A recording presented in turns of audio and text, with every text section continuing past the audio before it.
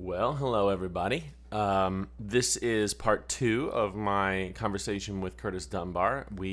For part one, we finished off on giving you a little cliffhanger about the voodoo story that happened, the shooting voodoo story that I got Curtis to experience in his lesson with me a couple weeks ago. So we start off this conversation immediately kind of getting into that, going into it a little bit.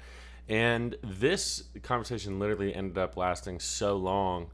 I think all together we recorded about 8 hours of an interview, and it's honestly all really really good information. And I didn't want to cut it down any.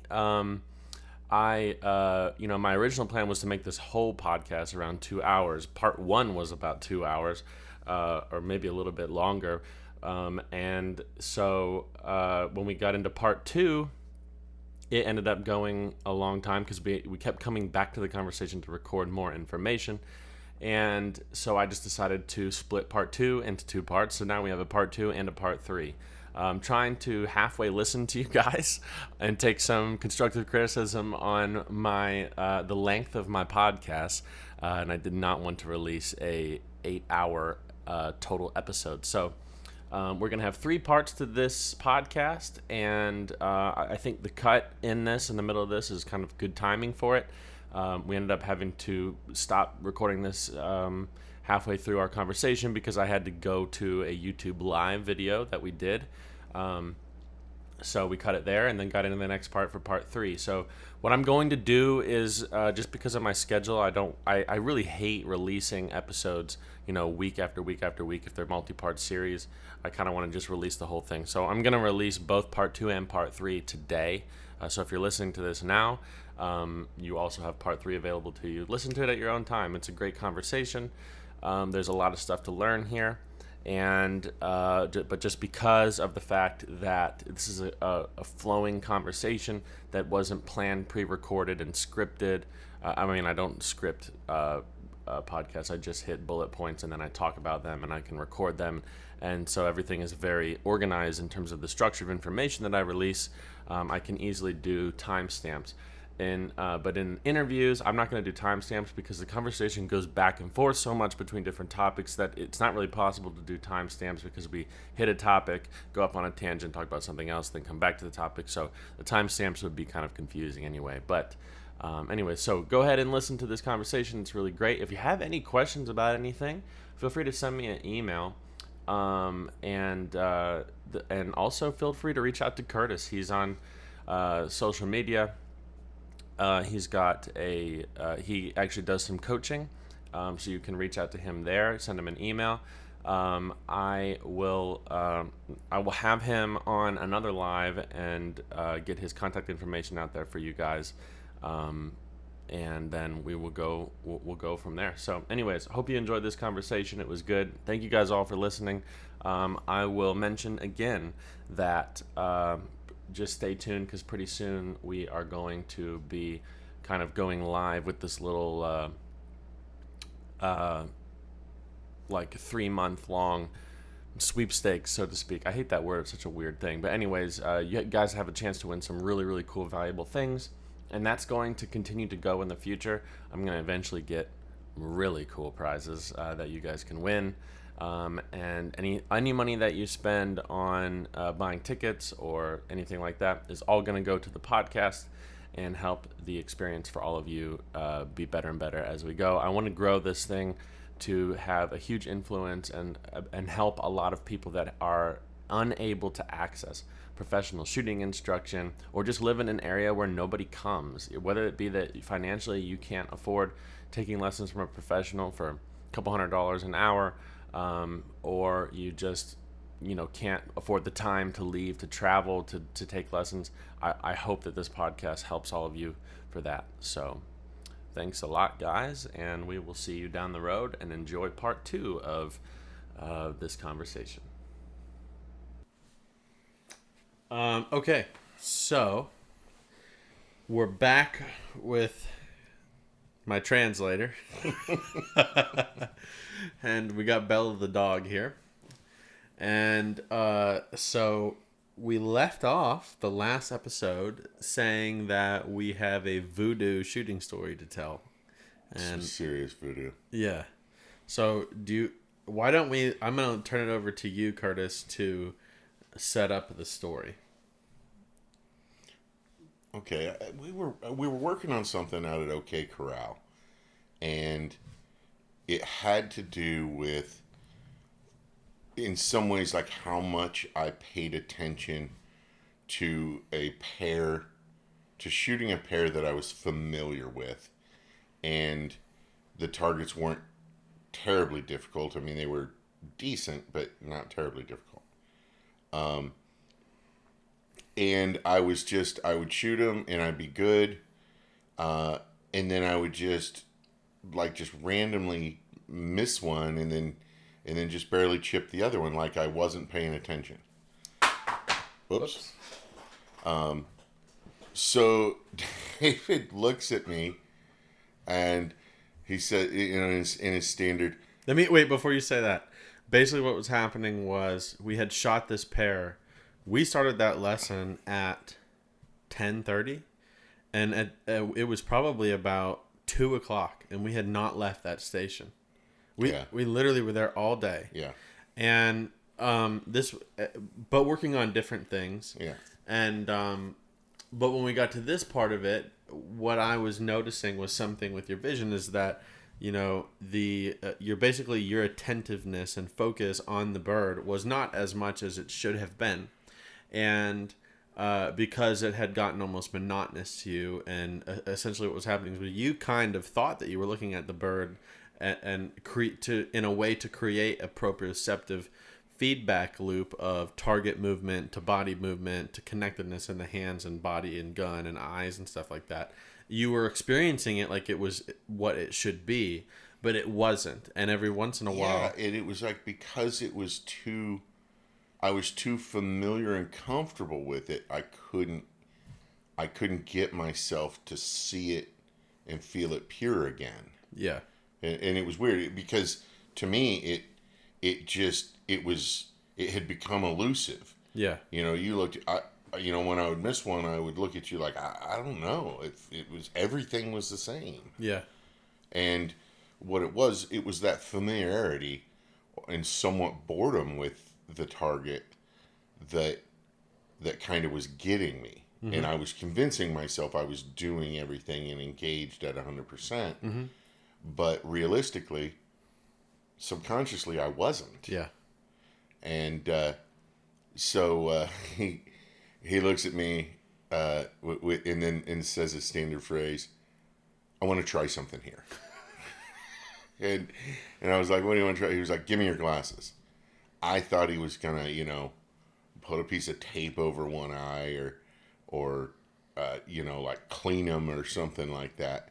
And he hands me his glasses, and he's like, "Put those on." And my immediate reaction was, "I'm not gonna be able to see shit." What's your prescription? I don't know what it is. My eyes are good with my RX. I can see 20/20. Mm-hmm. Or a little better.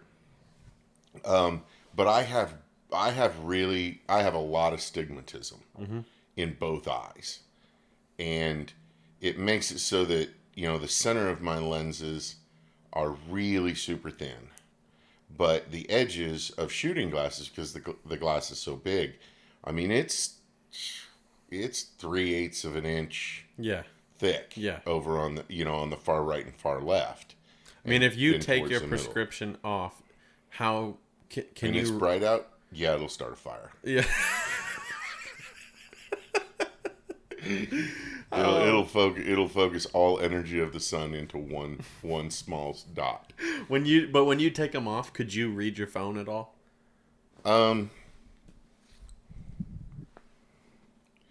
Yeah. I can read my phone. Can you read my computer screen behind Nothing. Me? Yeah. No. It's like a blur at distance, right? Yeah. Yeah. Like all the edges of everything. And it gets worse at further distances. I mean, we're in a room and the edges of everything beyond my hand, really, Yeah. are fuzzed. Yeah. And when it gets like if there was like a shoebox with the name of the shoes on it and it was sitting across the room, I would barely be able to tell that there was a name on it. Wow. Because everything would be fuzzed together. Mm-hmm. So, if I were to start looking at distances, I could see that there's a trap, mm-hmm. right? I mean, I might be able to see that there's a fence, but I might not really be able to make out each fence post. Yeah. They would be so... Some things shrink and kind of disappear. Some things get big and fuzzy and bigger, mm-hmm.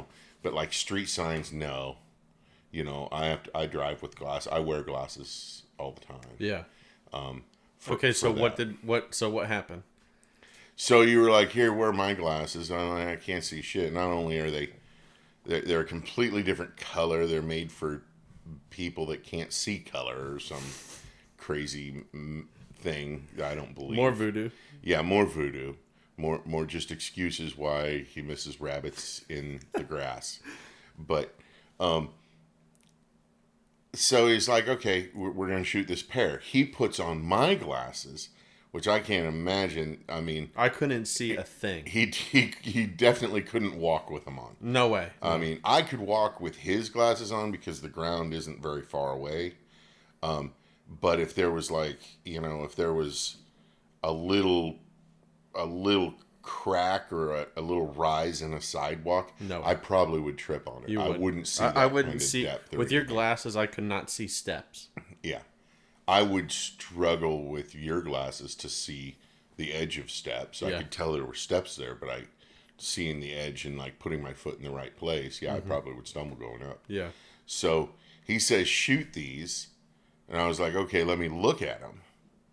And he throws them, and, so like the things up in the sky, things at distance, they look like starbursts to me when I don't have my glasses on.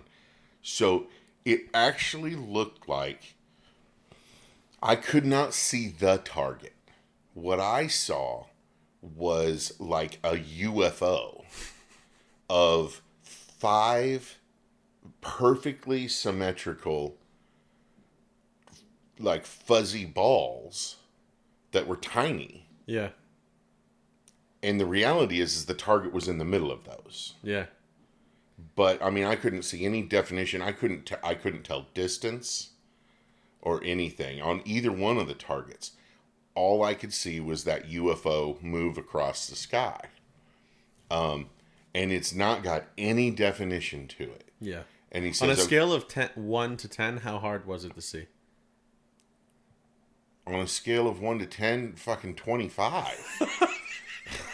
I mean, it was... We need a new scale. I mean, it was like, I couldn't see it. Yeah. Realistically. Like, if it was a baseball and somebody had thrown it to me, or a Frisbee, it would show up 3 feet in front of me. Yeah. Like, I mean, I would see something blurry, but I wouldn't be able to tell where it was or how fast it was going until it got within kind of a close distance. Mm-hmm. And then all of a sudden I'd be like, oh no, here it is. Yeah. And swat my hand at it or something. Right. But, shooting this one of the targets was, maybe 35 to 40 yards crossing. And the other target came in from maybe about 45 to 50 yards, quartering and kind of curling away to the left. And it was that way for both targets. They never cleared up. There was never anything. It's just I could tell the speed of the UFO. And he said to shoot it. So, I made the move. I focused on what I thought would be the right thing to do, which is like basically kind of focus in the middle of the UFO, which without my glasses, I don't know what my eyes were doing focus-wise. They didn't really have something to focus on. But I could still feel the movement mm-hmm. of the little UFO. In your body. In my body, in the gun and everything. And I shoot the first one and the UFO disappears. And I go to the second one and I shoot the UFO and it disappears. And when it disappears, I can't see to the point where when it disappears, if it were to break in half, I no longer would see that. That would be too small. It would not. And so I couldn't tell what happened to it. I couldn't tell if I chipped it. I couldn't tell if I smoked it. Or if you missed it and the recoil made your eyes lose it. Yeah, it's just the 5 dots, and what made up kind of the UFO was gone after I pulled the trigger both times. And he was like, do it again. You hit those. So I did it a couple more times, and he was like, do you even realize that you're smoking these? Literal soot balls in the air. And I was like, man, I don't know what I'm doing, right? I'm just shooting. I'm just shooting into nowhere. It's total voodoo. I don't even know how. It shouldn't be able to happen. So I can't read. At that distance, if it was a billboard, I wouldn't be able to read the words. Right. And this is a target that's 4 inches. Yeah. They were black. No, one was black. The other one was orange. I don't even remember that. Yeah, the incomer was orange. The Chandelle was black, and the quartering bird was orange. Yeah. And, and I did it several times. And... Curtis, you did it for a full box, and you missed 1 or 2 targets. Yeah. So, this goes back to, do you have to see the rings? You don't have to see the rings. Hell, I didn't see shit. So, what it is... And so now I'm going to explain it from my perspective. Yeah. So in all actuality, I have to admit, you didn't hit any of them. And I'm just kidding. I was like, I've lived the last 3 weeks thinking I did something amazing. It was all a psychological trick. Now go out there and break targets. Don't laugh with coffee. Okay, coach. Thank you. Yeah. Oh, you're good. We got you all tuned up. You're good to go. Yeah, you go to jail. Anything. Right. Oh, no, I got to take my glasses off. Oh, yeah. Okay, so here's what happened. And when I said I want to try something, I was playing a little bit of a psychological game with you on that because I wanted you not to have expectations. But I knew that it would work because I both tested it and I understand the neurological science behind that. So here's where it all comes together. With what you experienced, it's the difference. But so let me ask you this before I explain. How much better did you feel the movement of the bird in your body when you had my glasses on?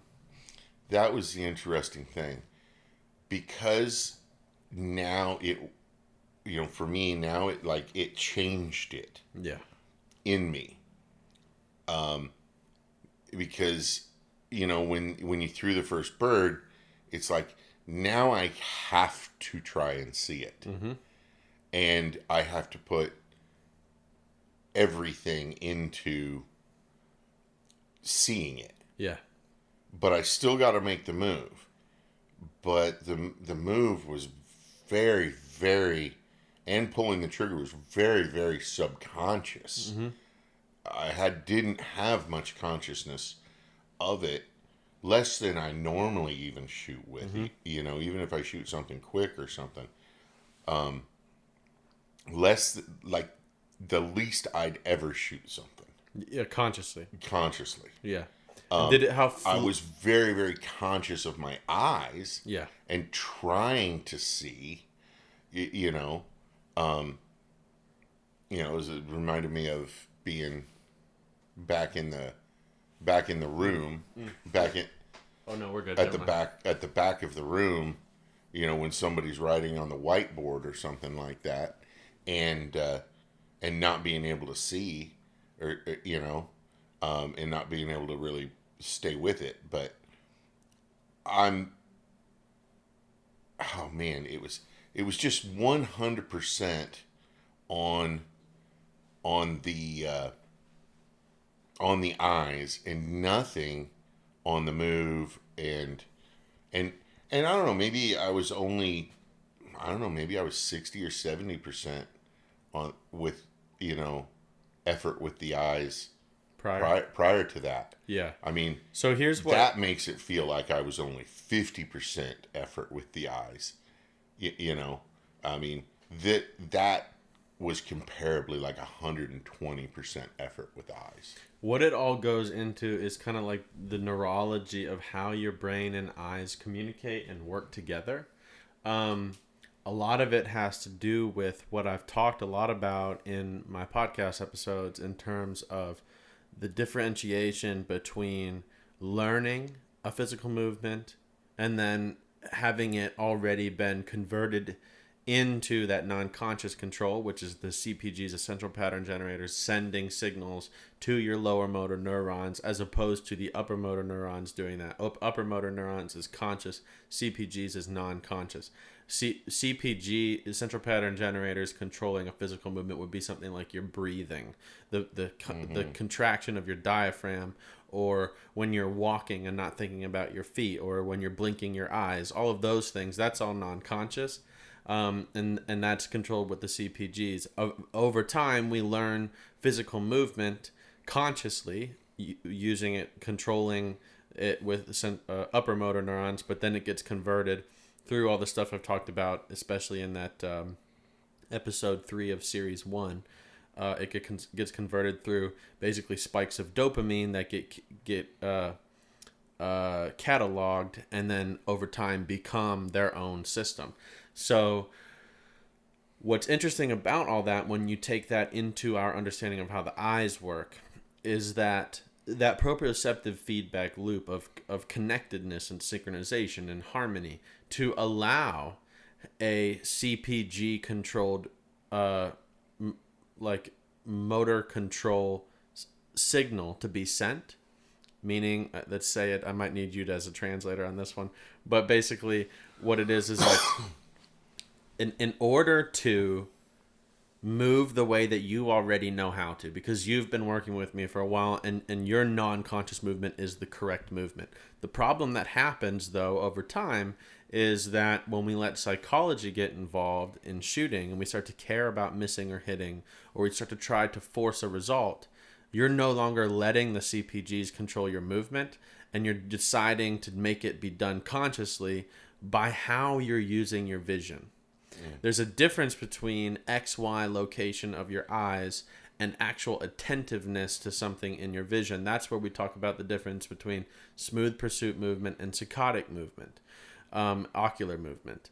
And when to fully engage smooth pursuit ocular movement with the eyes, it means that we have to have 100% conscious attentiveness assigned to something in our vision. You cannot engage full smooth pursuit ocular movement if you're paying attention to multiple things in your vision. So what ends up happening is we end up a blend of like microsaccadic movements and smooth pursuit movements in our eyes. So basically, a translation of that would be we get snappy movements and smooth movements in the vision, and then we become much more consciously aware of what we're experiencing in the shot physically, because we're seeing everything happen more in terms of the relationship, and then that's where you get what what was happening to you visually with those birds through monotony, which is that we feel like we're looking at them really well, but it's just because they're in our vision. We don't have our conscious attention assigned to those targets. And here is where the other interesting part of the neurology comes into play, which is kind of a farce when it comes to people talking about what needs to happen with our vision in clay target shooting.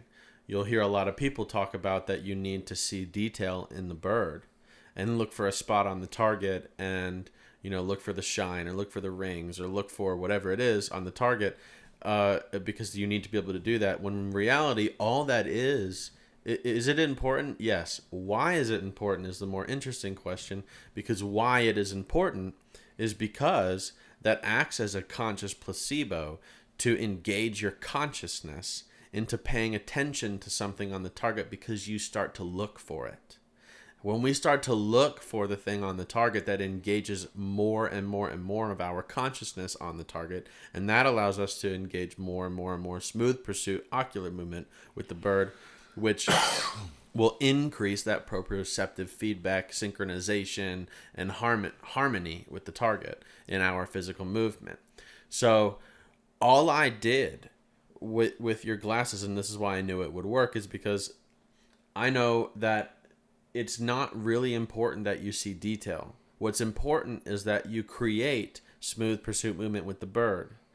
Well, if I put an obstacle in front of you consciously that makes it harder for you to see, you are going to try harder consciously to see it, which is going to engage more smooth pursuit vision, ocular movement, because you're engaging more conscious attentiveness to trying to be engaged in looking for and connecting with the bird. So all of your conscious hard drive or RAM, so to speak, in terms of computer language, is being occupied in the one pursuit of looking for the target, as opposed to paying attention to other things. Yeah. And that's where, and that proves to you that. And the other reason why I gave you my glasses is because they're very high contrast glasses, because I'm colorblind, which would allow you to see that a little easier. Because if you had lower contrast lenses, it would be harder for you to see without your prescription, because it would blend into the color of the background. Yeah, the contrast actually was really dramatic, but it really just made like the UFO or starburst like just different, Amplified. Yeah, like the clouds were amplified, but I couldn't even I couldn't really see the clouds. I mean, it looked like the clouds in the sky looked like spilled paint, type of thing. This is why, for me as a colorblind shooter, now let me make sure that I preface what I just said with what do you call when you the opposite of preface? Post something. Postface. I'm gonna postface what I just said. Yeah. With this, that what I'm talking about here is, I am saying that acuity in vision is less important than we all say that it is, but that's only if you have good visual discipline. If you don't have good visual discipline, you need to have visual acuity so that you can distract your conscious mind by looking for something on the bird. Well, and understanding that when you talk about visual acuity is a lot more important as you view targets, so that you can understand what the target is doing, maybe how it's rolling, when it's rolling, where it's crossing a branch in the background, so that you can get the line and stuff like that. But you don't need to see and register those things when you're shooting. You need to understand what those are. So you don't need to necessarily use the high acuity when you're shooting, because the fact that the target rolls, well, you shouldn't be processing that during the shot, right? You're not trying to learn with that level of sight detail at that time. You're trying to, you're wanting to match the speed of a moving target and feel the speed of the moving target and understand its location and its future location. But you don't, again, seeing the fact that it says white flyer on the top of it does you no good. Well, where it comes into play is that basically we kind of redefine what visual acuity should mean. It doesn't matter if I see more detail than you, or if so and so sees 10 times better detail than any of us. What matters is that none of those things benefit. Like, I'm not at an advantage if I can see more detail than somebody else. All that matters is that I know what my top end level of detail is. If I don't have good visual discipline, which would be defined as my ability to fully synchronize smooth pursuit movement ocularly with the bird. If I'm not good at doing that, if I don't have the discipline and the and the control of my emotional state to allow my eyes to do that with the bird, then all of a sudden acuity becomes important because it's a way to act as a placebo in order to distract my conscious thoughts into looking for something on the bird so that I'm not looking for something on the gun. And but this is where I think that using a placebo both in like in any application is never really that good, because it doesn't give you what you actually need in order to be able to execute the real, actual, fully put together move. If we have to use the placebo of looking for something on the bird to connect our eyes, what happens if we can't see anything on the bird because of the lighting? Well, I can't see anything on the bird, so then I'm not going to be able to connect my eyes to it. That we have to understand that those two things are not connected. They're not defined by each other. Your ability to create a connected move physically with the bird and to synchronize with the bird has nothing to do with visual acuity. It has all to do with visual discipline. Yeah. I mean, just take it like, would the shot, if a tennis ball, a painted black tennis ball, could fly in the same way, at the same speed, decreasing, curling, doing the exact same thing at the exact same rates as what a clay target does, would you say that that was the food being delivered and Bella running off the couch? I mean, the shot would be the same, right? So there would be and you'd have no detail. It would look like a black ball flying through the air. You wouldn't need to see, rings or defined edges on it. The shot would be the same. The feedback would be the same, right? You're not getting anything out of that level of detail. Yeah, is the bottom line. Yeah, I mean, you're not getting anything out of it if you can optimize your discipline. You are getting something out of it if you haven't worked on your visual discipline. Yes. All right, we'll pause this. Go get food. So we were talking about focus and whether or not we need to see, visual acuity and how much detail that we need to see and that type of thing. Yeah. And then we were interrupted by Indian food. And Bella going and full guard dog on us. Yeah, which is really not very guard doggy, but she ran over quickly to get hugs. It is doggy, yeah, that's for sure. So, do we have any more to say on that? I mean, well, really? I mean, I would. Do you have any questions on it? No. I mean, it was amazing to me what that little experiment was and how it changed how I was basically being at the time. Mm-hmm. And it got me out of, I don't want to call it a funk because I thought I was being fine. I've experienced that before where it's like you've convinced yourself that you're 100% in. Yeah. And if you're honest with yourself, you kind of know you aren't, but you a lot of times we're not honest with ourselves on that, right? Yeah. It's like, I want to break the target. I want to feel this target, but I'm shooting it again. Right? And there it is right there. Right? Like, so my question to you would be, how will you avoid making that mistake in a tournament? One thing that I can do, and this is like one of the simplest things, is, that if I immediately feel I need to defend against that, would be to make a new plan and have that plan be a little bit different than the old plan.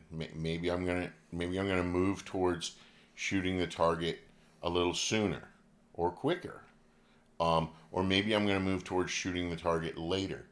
But I'm going to move off of that original plan.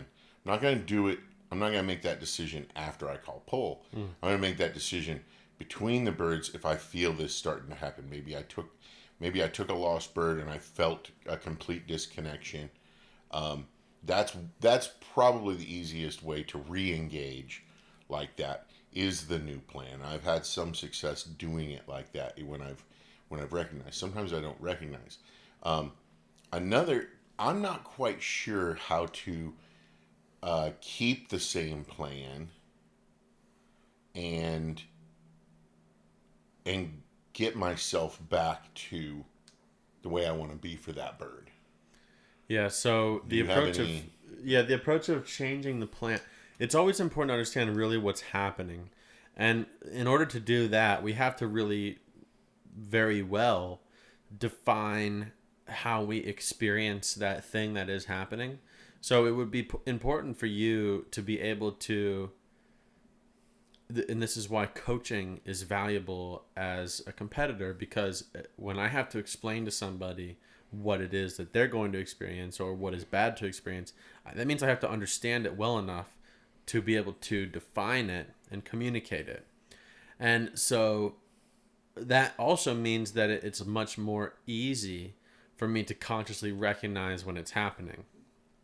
So one thing that you will have to do is, in your own way, you will have to define and differentiate those two visually conscious versus non-conscious experiences, and understand in every way that you possibly can across all categories. What did it look like? How did it emotionally feel? How did it physically feel? What were you thinking about? All the things that matter, you'll have to define what it is like to exist in and out of that desired state visually. So that way you know when you are and are not inside of it. And that can be, if you're not familiar enough with yourself and have put these things under scrutiny and under test and failed them and gotten a better understanding of how you feel, like you're talking about, and what these things are like for you, it's very hard to recognize. Yeah. And that's what takes, as we talked about I think we talked about yesterday, the day before, is a body of work. Mm-hmm. Of after you've had some of these realizations in what it takes to do some of this, you have to then create a body of work with that realization attached, so that now you have reference points for yourself. As are my eyes becoming lazy? And I think back to that, and I think now, as at that point, if I had to kind of put it in layman's terms, like I was looking at the target before we swapped the glasses. I was looking at the target, but I was actually probably more looking at a target and the nothingness around the target. Yeah. And I wasn't actually honing in on the target. And so one thing that would change that is, okay, decide that I'm going to look at the front edge, or depending on how the target's flying, or the bottom edge, or the back edge, or whatever. Make it a little more specific if I've gotten unspecific in what I'm looking at. I think it's fine to look at the target as a whole. I don't necessarily feel on a lot of targets that you have to be looking at that front edge or the ring or whatever, right? Yeah. Like we've discussed. But I do feel that you have to be specifically looking at the target. And if you have sloughed off a bit, and I think people would understand what I mean by this, is that you're seeing the target. That's not it, and you see it well. But you're looking at a 4-inch disc at, what is it, 35 yards, and you're looking at the 3 feet around it. Yeah. Also, that's how far you've come down with your focus on the target. And sometimes that fools you into thinking that you're looking at the target, when you're really not. You're looking at a picture of the target and what's around it, where there's nothing around it. It literally can be defined, and this is why I like to use this word. There's a difference, and people say there's a difference between looking at it and seeing it. To me, those are still the same things. Mm-hmm. What I like to define it as, like in the example that you just gave, where, you know, even if you're looking at the whole area, you're seeing a 3-foot area around. I still consider that that's looking, like, yeah, you're looking at the target. Mm-hmm. But what I want you to do is pay attention to it. Yes. Yeah. And you can't, if you're looking at the picture of the target and the target is in the middle, right? And you haven't shrunk down to really pay attention to the target. Yeah. You're not actually looking at the target. You're looking at, I say a picture, the picture of the target in the picture, mm-hmm. instead of looking just at the target and what is it doing. Yeah, you want to pay attention to the target and connect the consciousness of your thoughts to it. Yeah, and that's where I say, if you feel that you can't get, that that your eyes just are not cooperating with you and they're not kind of zooming in on the target, then I feel that you have to change something about it. Yeah. Because you have to ask your eyes to do something. You already are asking them to zoom in on the target, and they're not doing it in the plan that you have given it. Yeah. Right? So change the plan. Change what you're zooming on. Right? Don't zoom in on the whole target. Zoom in on the very front edge. Make it different so that your subconscious mind, which does, pretty well controls what the eyes do, then it's got a new plan. It's got a new task that changes what it's being lazy about. One of the things that I really like to do myself, because of what is important to do, which is pay attention to the target as opposed to see the bird. What I like to do is I actually try to find the thing that's the hardest thing to see on the bird, and that's what I look for. And which is complete opposite of what I've heard every other person say ever, which is look for the thing that stands out to you on the target and pay attention to that. And the reason why I don't like that is the exact same reason why I had you take your glasses off and use mine when you were shooting, is because you thought you were looking at the bird. If you're looking for the thing that's the easiest thing to see, the thing that stands out to you, it's very easy to see it and look at it but not pay attention to it. What I want to do is look for something on the bird that I can't see. Let me say that better, that I cannot see. I want to emphasize that. I'm looking for something on the bird that I cannot see unless I'm paying attention to it. And that allows, even if I don't find it, then the purpose that I'm doing it for has already still been accomplished, because my attention is directed towards that bird consciously and visually, which allows me to use smooth pursuit vision. Yeah. It doesn't matter if I see that thing or not. The fact is that I'm looking for it. In all actuality, if I don't see it, that's actually kind of a good thing, because it maintains and occupies my conscious thought to continue to look for it. A really very simple example of this that is a big thing on a target that is hard to see is if you get those orange, they're called orange dome, but it's not orange top. It's like the birds that have the black rim. I call them black rim. Yeah, I call them black rim targets, but everybody always tells me I'm wrong. But those things, man, visually, those things they're a little tricky. Well, this is what I do on those birds. If you haven't seen a lot of those targets, yeah, they're my favorite. They're my favorite target because optically they give you so much room to work with as a target setter. Both in that they are visible in every background. Yeah. But then the other reason is that in certain backgrounds you can really play with other people's if they're not paying attention. They can kind of look like a MIDI. Yeah, or a razor blade batu. Yeah, or they can look like a batu. Yeah. So this is what I do. A perfect example for people is I'll throw like when I'm setting targets that I'm teaching on, I throw kind of an edgy black rim bird in dark tree background. Mm-hmm. And everybody's going to look for the orange because it's the easiest thing to see. And the orange looks like a piece of paper in thickness flying through the air.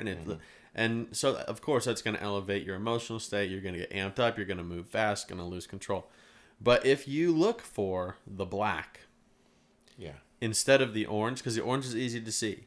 If as that bird is flying through the air, you try to find the black part of the bird, two things happen. Number one, you'll notice the bird gets slower. Number two, you'll notice that it gets well, actually this is the same thing. It gets slower and it gets way bigger because now your brain isn't just paying attention to the orange and it makes the black disappear. You see the black and peripherally you see the orange, and so the bird looks so much bigger. It removes your anxiety, allows you to control your body better. And then the same thing happens when, I don't know how much this works for people that are not colorblind, but for me, if you throw that bird in the sky, kind of edgy, I don't see the orange in contrast with the white sky. It looks just like the orange blends in with the white if I get the right lighting, and so I can only see the black in the sky there.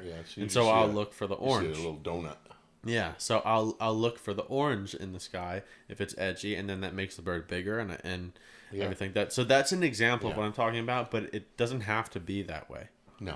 You know, I mean, it can be anything that's hard for you to see. It can be, you know, the color variation because of the shadow, if the pitch is right, if the pitch or roll is right, you know, it's like, oh, okay, well, you know, there's not much light on the underside front of the target.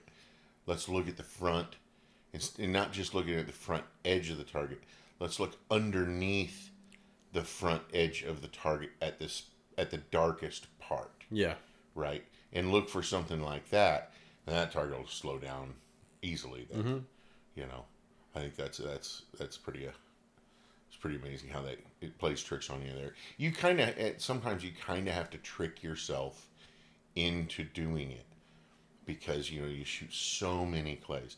And I think everybody can kind of should be able to understand what we're talking about as they think about how they've looked at clays, and they think about the ones that they could just see so good and the ones that they had trouble seeing, or that they had trouble making a connection with. And they can, you know, think back and use kind of a little photograph in their memory about, was I really seeing that?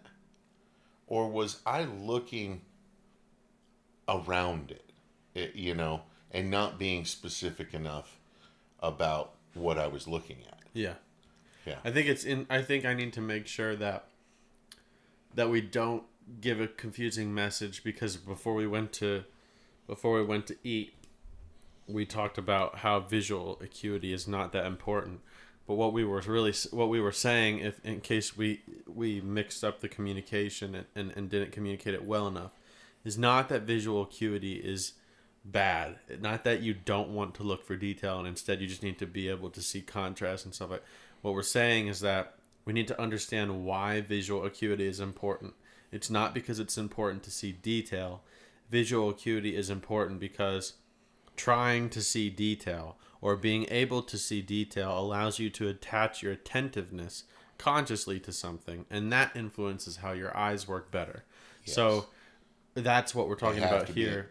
If your eyes are going to move fluidly, they have to be attached consistently to something. Yeah, so in that case, it's not like the detail that you see is the determining factor of whether or not you hit it. It just allows you to attach your consciousness to it. Yeah. And that goes into the whole example I've done multiple times on many podcasts, where I'm not going to do it again, but where I talk about how, you know, look at the wall and pick two spots, move your eyes back and forth, and you feel them snapping.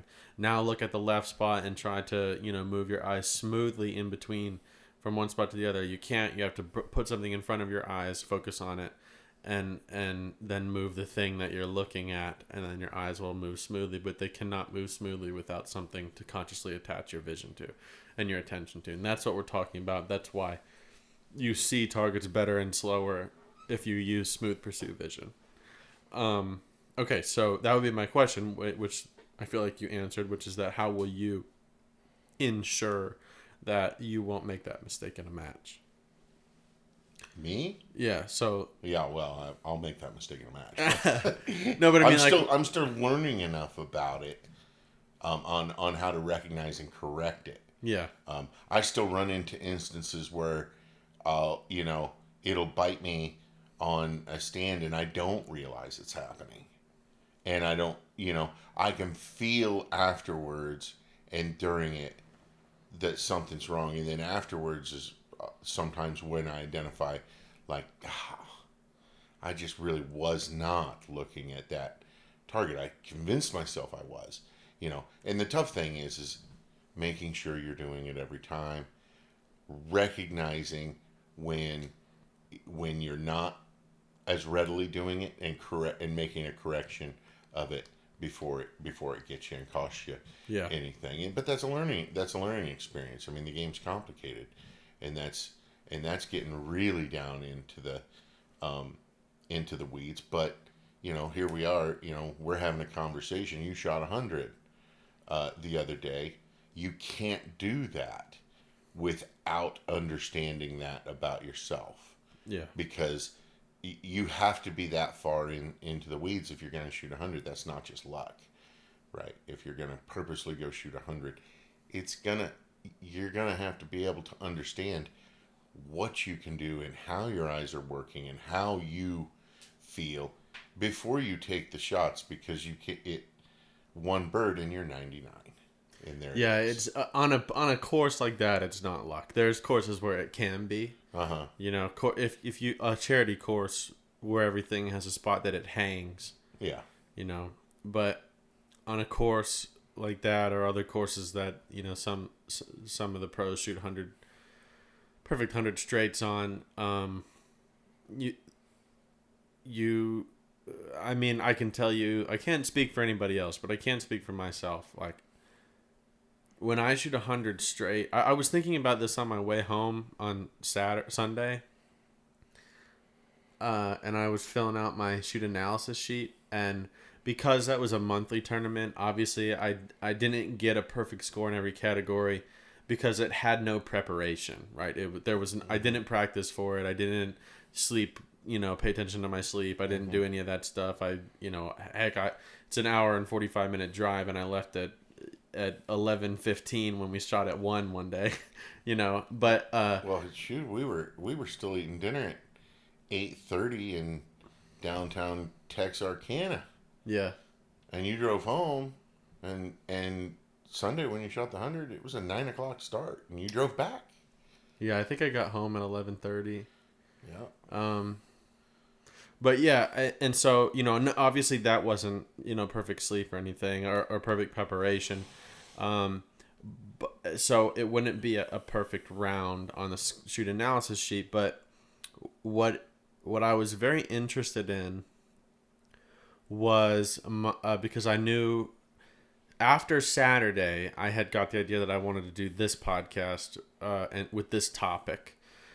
Which is basically kind of all revolving around self-awareness and being able to pay attention, because I was shooting good numbers, and I had a lot of people asking me questions about, like, you must have been hyper focused in the round, and you must be practicing a lot, and like, what do you do?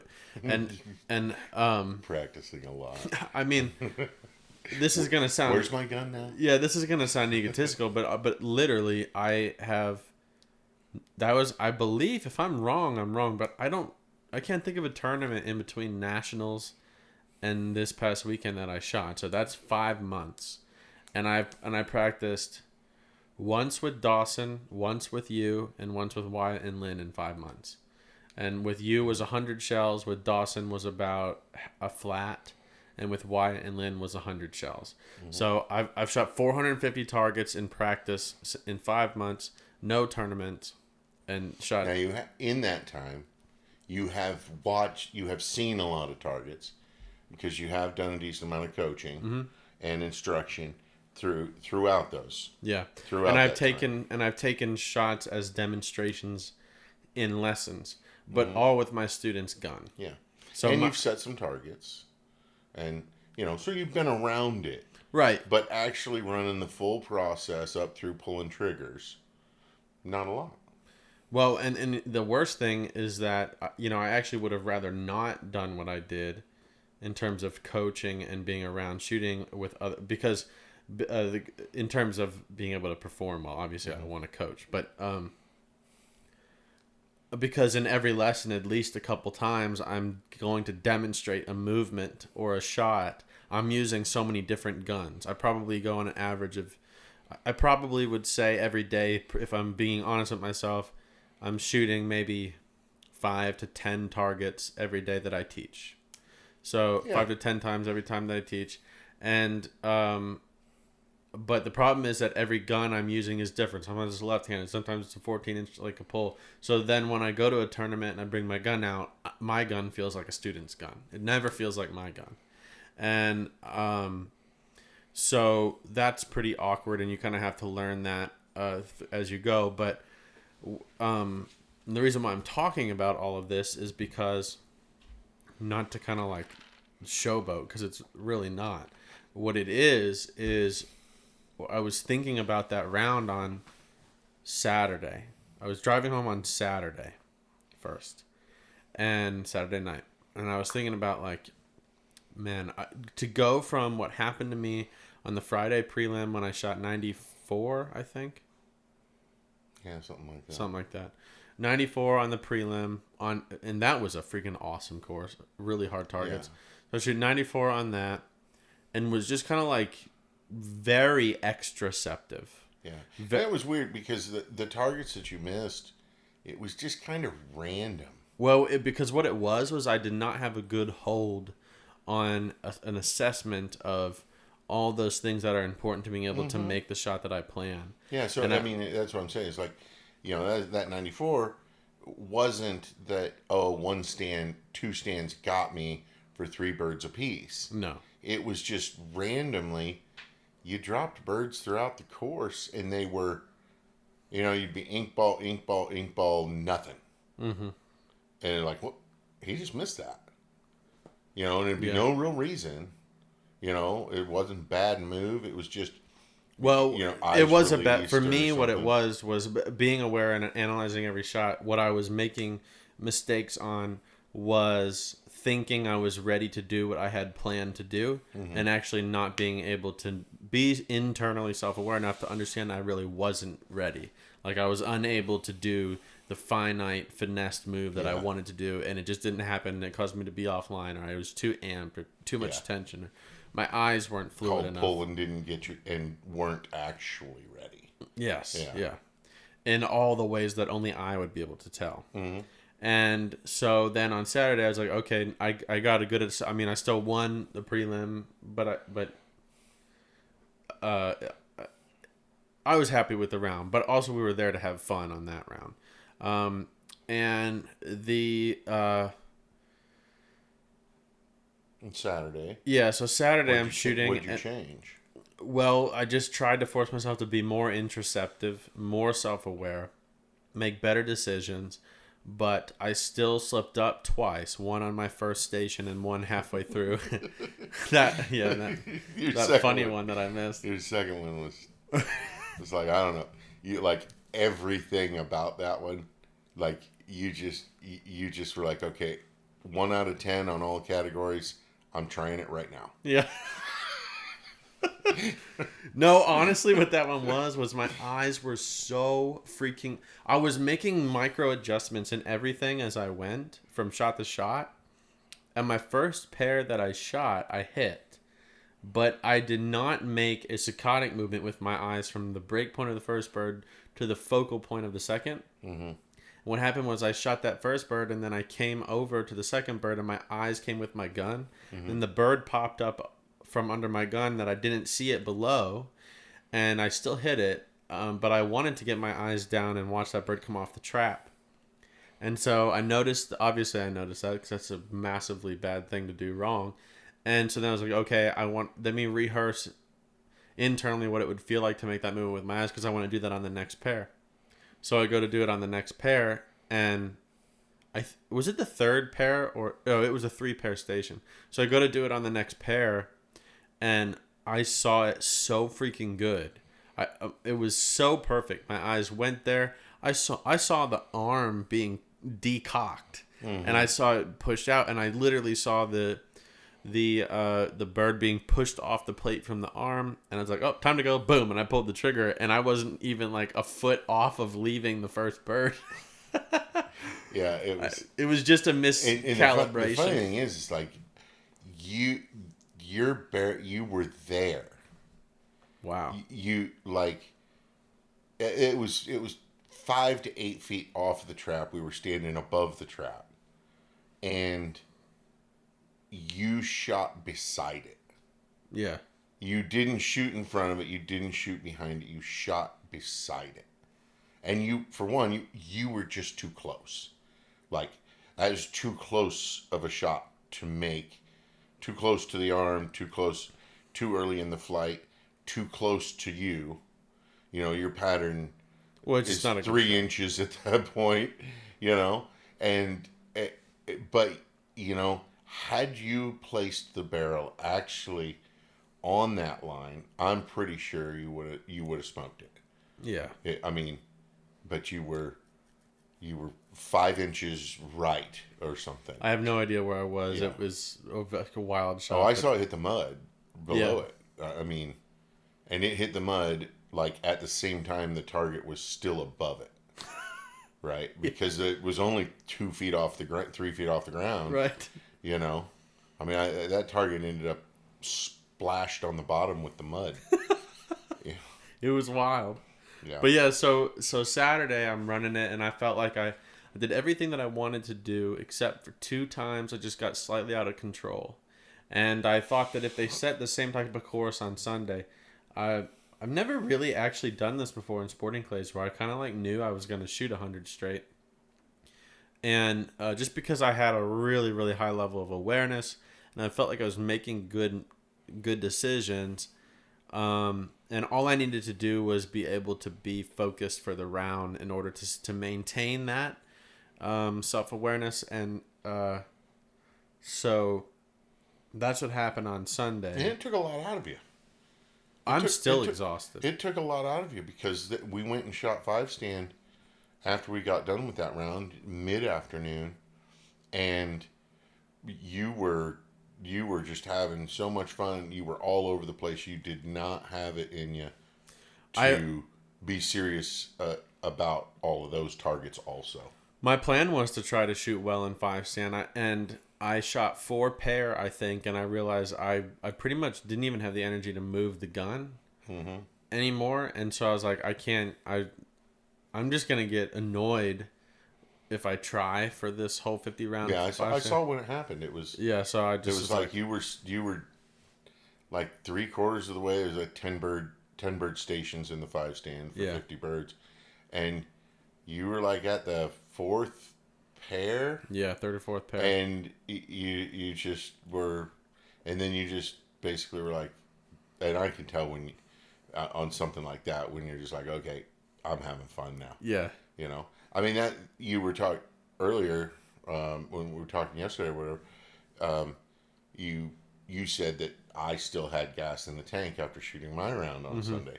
Well, I actually, I started messing around with the 5-stand some, but I shot a lot of the 5-stand purposeful, and I actually shot it pretty well. And I felt like I had it in me. I was a little disappointed that I had jacked around at the 5-stand when I got done, and realized that I was only a few targets off of winning the 5-stand. I was like, oh, oops. Oops.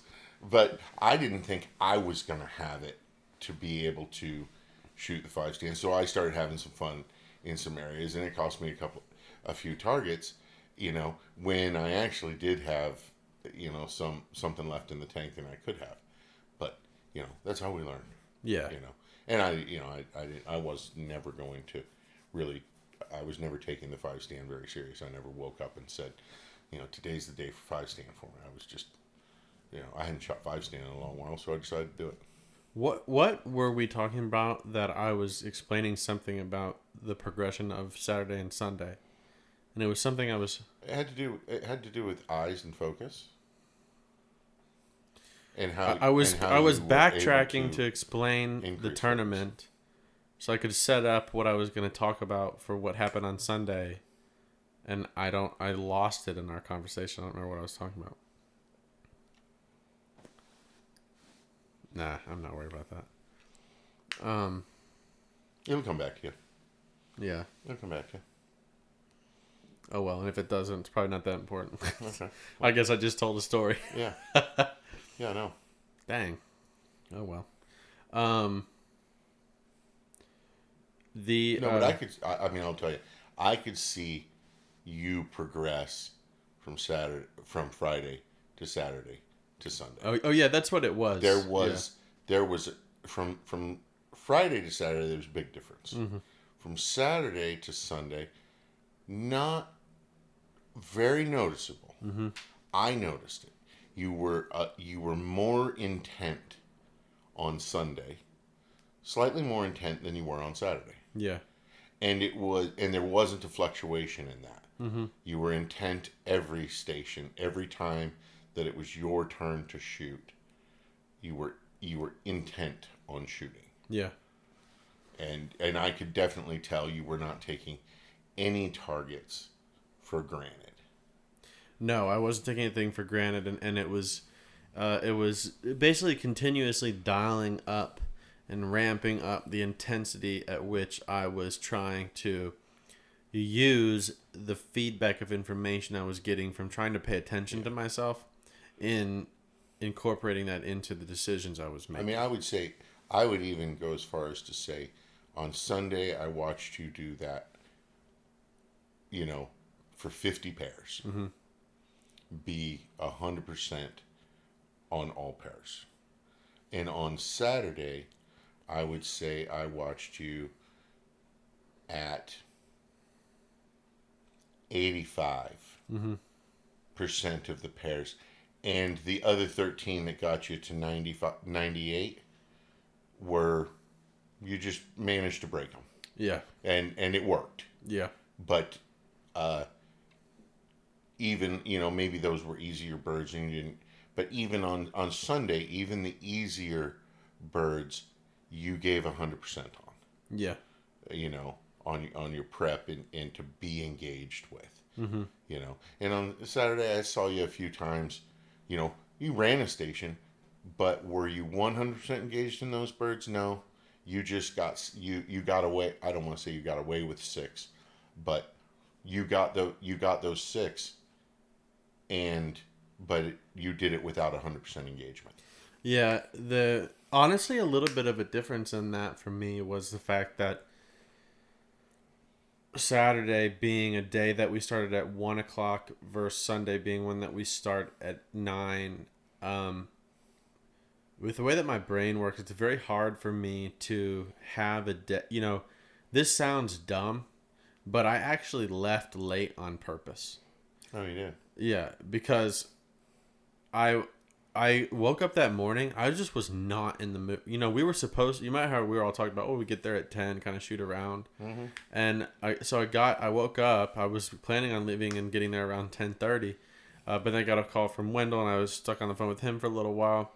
And just the mindset that I was in was like ADHD ping pong bouncing off the inside of my head mode. And I was like, I'm not going to shoot good today. I can't pay attention to anything. And it was like one of those days that I'm sure you might know what I'm talking about. You just cannot get moving. Mm-hmm. Oh. And so I was like, you look at the clock, you try and get something done, and you barely have started what should take a couple of minutes. You look at the clock, it's 15 minutes is gone. Yeah. And it's like, what did I do? Yeah. Yeah. So I looked at I timed. I'm like, I know it's basically one road the whole way there, and it takes me an hour and 45 minutes to get there. And I start at 1, and I left at.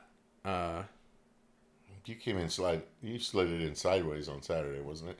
Yeah, Saturday. Yeah. I literally got there. I mean, I was pulling in at 12:54. I think is. Yeah, because I met you over at the cars. Yeah, I left at 11, but I had to charge first. Yeah. So, my GPS, I was going to get there at 1:10 when I left, but I did that. I didn't realize I had to charge. Yeah. I thought I was planning on leaving at 11. I'll get it to where I'm 15 minutes ahead of schedule. But I was like, oh crap, I have to go charge. That's 6 minutes north, and I got to charge, and I got to go an extra 6 minutes south. I don't have any time to do this, so I had to cut off 15 minutes during the drive, which helped me because what it did was it got me very, very focused in the drive and intense.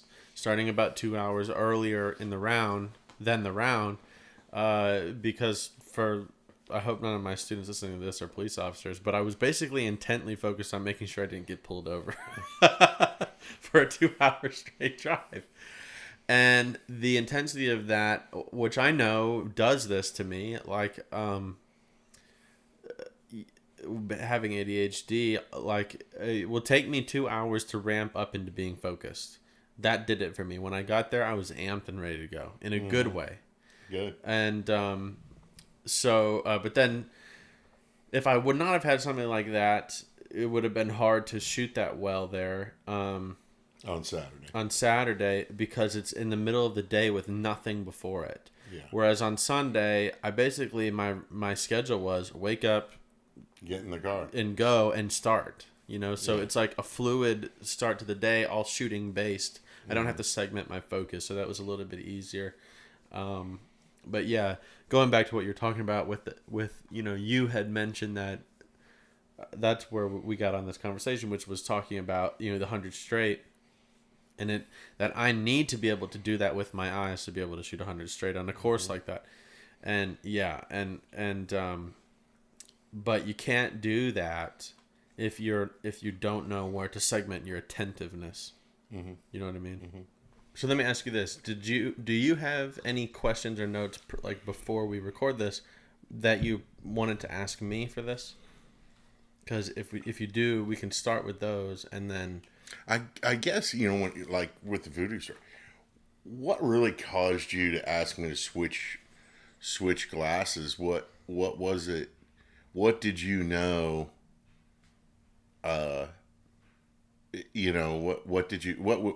What feeling did you have in watching where we were and what we were doing that said, you know what, hey, let's try switching glasses and see if this is amazing. So are you asking what caused me to know that would work, or what caused me to see that we should try that? Or just to even try it. I mean, had you even tried it with anybody else before, really? I had. 'Cause I know that you and I, when we first started working together, one time you asked me to try my glasses, and you were like, "Wow, that was." Yeah. And I tried your glasses, but that was 2.5 years ago or something. Yeah. I done that before with anybody else? No. But I do know, and I did understand the science of what that would cause.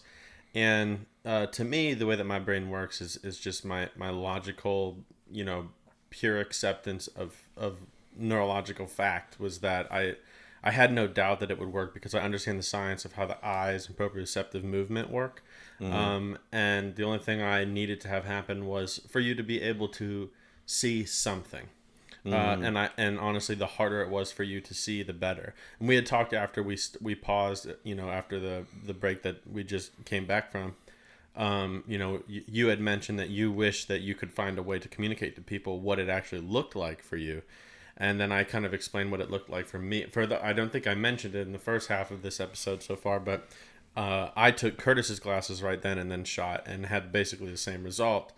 And the best way I can describe what it looked like what I was perceiving, was that someone drew a moving image with painted it with watercolor paint, and then just took a bucket of water before the watercolor had dried and poured it over the painting, and it was just like and it bled everywhere. Everywhere. That's like what I saw. Yeah, there's just like like to me the target looks like I don't really see a target. It's just like I see moving color in a big bled out transparent looking thing. It's very hard to see. Yeah. And I had the same result. So I knew the science of what would happen. I knew that it would work. But as far as what caused me to say like, oh, okay, this is the thing that we need to try right now, is something that is hard to relate to anybody listening to this unless you are very, very empathetic and read body language, and understand how to filter body language of your student through physical movements and thinking and what they're seeing and the emotional state that they're in. And that just comes with thousands and thousands of hours of teaching people through that filter and being able to read in your body language how connected your visual attention was to the bird. And like, realistically, were you making a physical movement that was that much different than when you were hitting them all with my glasses on? No. And for 99.99% of people watching you shoot both times, they wouldn't see a difference physically. But what I see a difference in is a lack of fluidity and harmonic movement. Yeah. in a minuscule fraction of a percent that just shows me that your attention is like ping-ponging off of multiple different things in the shot. Yeah. And that's I what mean, it it's is. just I didn't have the pure connection. Yeah. And you've worked with me a lot, you've shot with me a lot. Mm-hmm. So I mean, there's times when you're like, quit doing this. And most people wouldn't see it, but Right. You've shot with me enough, you know what it looks like when I'm doing it well, when I'm off of that. Yeah. Well, the interesting thing is that because we're all human beings, we all show the same symptoms when the same things are happening. So that could have been the first time I've ever seen you shoot, and I would have seen that. Oh, okay. And the it's just it's like, think of it this way: it's a difference between if you watch if a person that knows nothing about music were to watch me sing and play the guitar and be right next to me and watch my hands move while I'm playing a song I've rehearsed over and over and over again, they'd be like, wow, he is a pretty good guitar player, because his hands are moving like calm and fluid, and he doesn't have to look at the guitar to do it, and it sounds really good, and there's like rhythm and dynamics to the way that the sound is rather than just like straight chords. And then if that's all they think they're going to see that day, they're like, oh, these are good. But then immediately afterwards, if you bring in Wendell and you sit them down in front of Wendell and you have him play, then all of a sudden it's like, I didn't even know that was possible to move your hands like that. It's like you can see the difference in the body language of the person when they're doing it completely intuitively and innate versus if they're not. And I'm a good guitar player, but I'm nowhere close to like what Wendell is. And when Wendell plays, if you could record Wendell and in a video and mute it so that all of your attention is on the way that he's moving, and then you do the same thing to me, you would see a massive difference. Yeah, sure. Yes. And that's what you're looking for. It's the fluidity and economy of movement, efficiency of movement. And I see it in other people who haven't trained with you. Mm-hmm. And I see it in how you move. Mm-hmm. Yeah. Yeah. Okay, so let's go on to these. So we already got a little brief background of your beef, of your experience shooting in the first part. So I'm gonna read off actually what I gave you as a filter for everybody to hear. Does that sound good? Sure. Okay, so what I did was I wanted I gave Curtis a filter to come up with questions and to think about how to answer the questions that I was going to give him. And I'm going to read this filter. So here's the filter. During specific key moments or transitional periods of your learning journey, what were some of the main turning points or moments where if you had the answer to specific questions, it would have shortened the progression time of your learning? And then what would those questions have been? So, do you want me to start off with my questions for you? Sure. Okay. Sure. So, here's the first question. So, my first question to you is, along the learning process of changing the way that you approached shooting mechanically and technically, what roadblocks did you come up against that created a level of confusion in your understanding of how to approach the following things? And we can answer each one individually.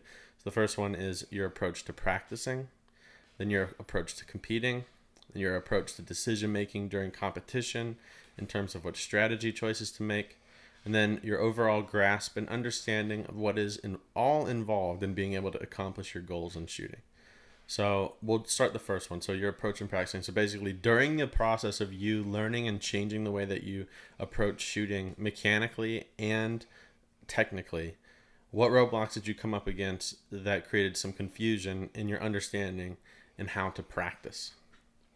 So in generally across all four of these, it would be a reoccurring theme is the understanding of my eyes, body, and mind and how they work together and how to allow them to work together. And that's just kind of generally across all of that. As far as practicing, it really, I guess it's the difference between fun, play, banging away at clays, going out there when I used to practice and shooting a lot, but not really having a direction, just thinking that I was building the target library, so to speak. But when I went out there, and shot a case to 350 shells or something like that, I also had shot maybe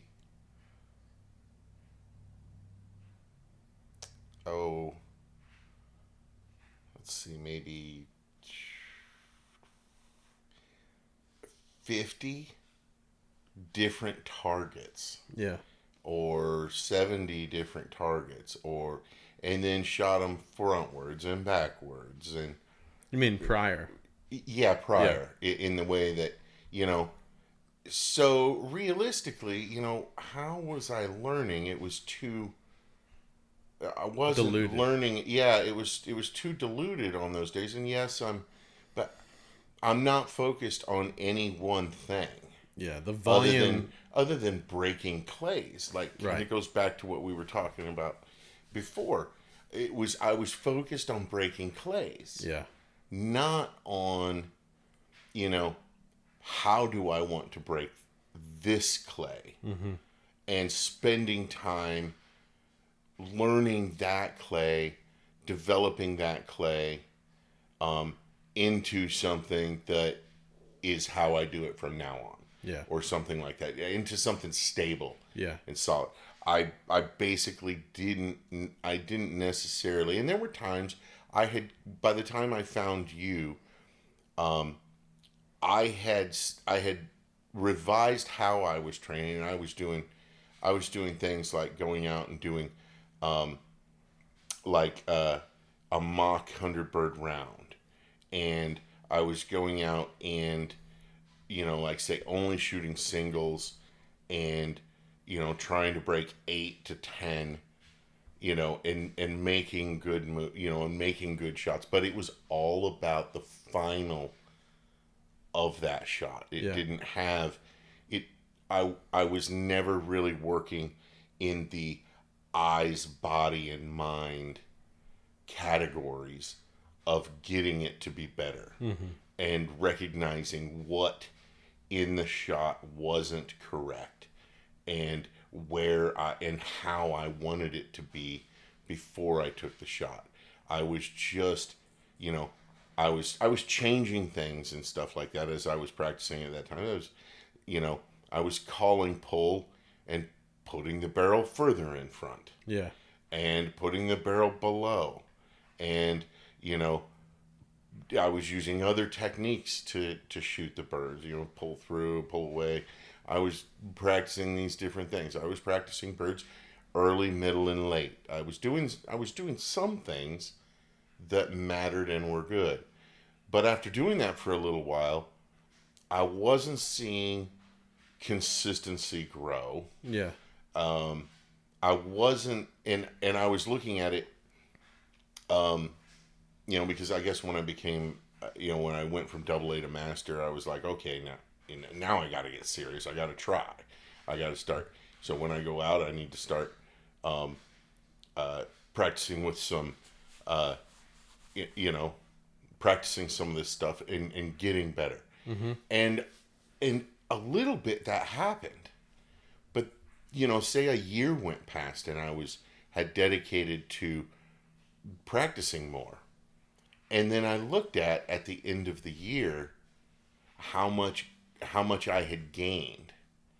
And I was like, well, gee whiz. If I want to get to this place, yeah, and each time you try and improve, as you start getting higher and higher in your abilities, the return is less. Yeah. And I was looking at I'm not going to get there. There's a pretty good chance that over the next little while I would get discouraged because I would feel stalled. Yeah. And so then after working with you, simply put, started practicing with purpose. Yeah. And when I mean practicing with purpose, I don't mean I went out and had a quartering shot from the right that I spent a case of shells on. Right. I'm sure if there's some problem that I've recognized in my game or a particular shot that I want to develop, I may go out and do something like that. Yeah. Where I spend several boxes on a particular shot. But that's because I'm trying to get the shot to become something that I'm not naturally comfortable with. I'm trying to develop this particular shot into something. I can break it other ways, but I want this shot to be even more special in the bag of tricks. Mm-hmm. That I can pull out when it's my right time. Yeah. And so I still will do that, but the biggest thing I learned, and I guess I'm going to jump forward to how I do it even now. You and I went out the other day. We were both pretty burnt from shooting the tournament down in Texarkana.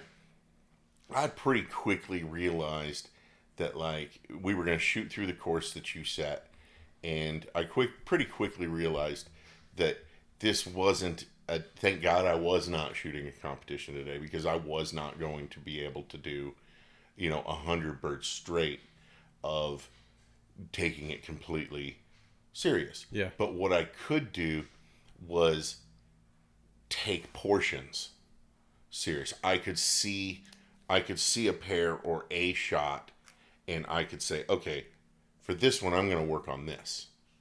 I'm going to work on how my eyes feel as I see that shot, and can I have that be better, and how does that affect me? Yeah. I'm going to work on how I move the gun with this next shot. I'm going to work on my transition from one to another to be precise, and where my eyes go after I shoot the first bird, where my eyes snap to, where the gun comes to, and how that next move goes forward. Yeah, I think, and specifically, okay, that's for this pair. Right. I may kind of take the next pair off in what we did the other day. Mm-hmm. Because that's just where I was mentally in because I was more exhausted than I thought. On a normal time, I'll do it a bit like that, but everything will be purposeful. Yeah. I won't take. I went out I had a good practice down in Florida after I had shot blackjack, and I went back on, I think it was Monday or Tuesday after blackjack, and I had asked Bruce Potter down there if he was going to change the targets, and he said no, they'll be the same on these two courses. One of the courses he had changed. And I was like, oh, great, because those were the two courses that I had a couple of struggles on, and I remember exactly which stands.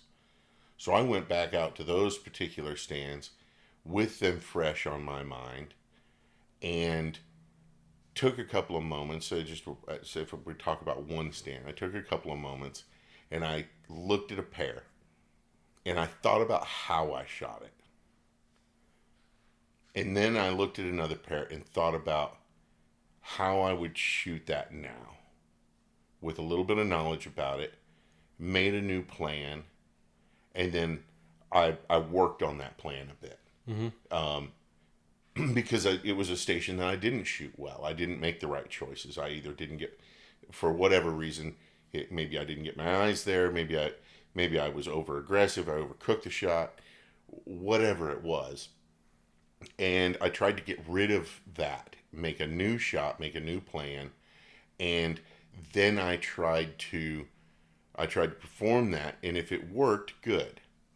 And then I tried to test it. I tried to test, okay, if that's true, can I do it sooner? Where is it that I just put my eyes and it worked? And what is it like if I move my eyes to see it a little sooner? Yeah. Or am I even trying to see it a little too early? What happens if I move them a little late? Yeah. Where are my start points? How is my maybe I was in my transition from one bird to another. Maybe I was putting too much energy into that. What happens if I move more calmly, move the eyes quickly to their spot, but move the gun more calmly? Yeah. And I specifically do that. I mean, if you watched me shoot that day, all you would have seen was me go and look like I was shooting single birds and pairs of birds, and it wouldn't look like I was doing something. Mm-hmm.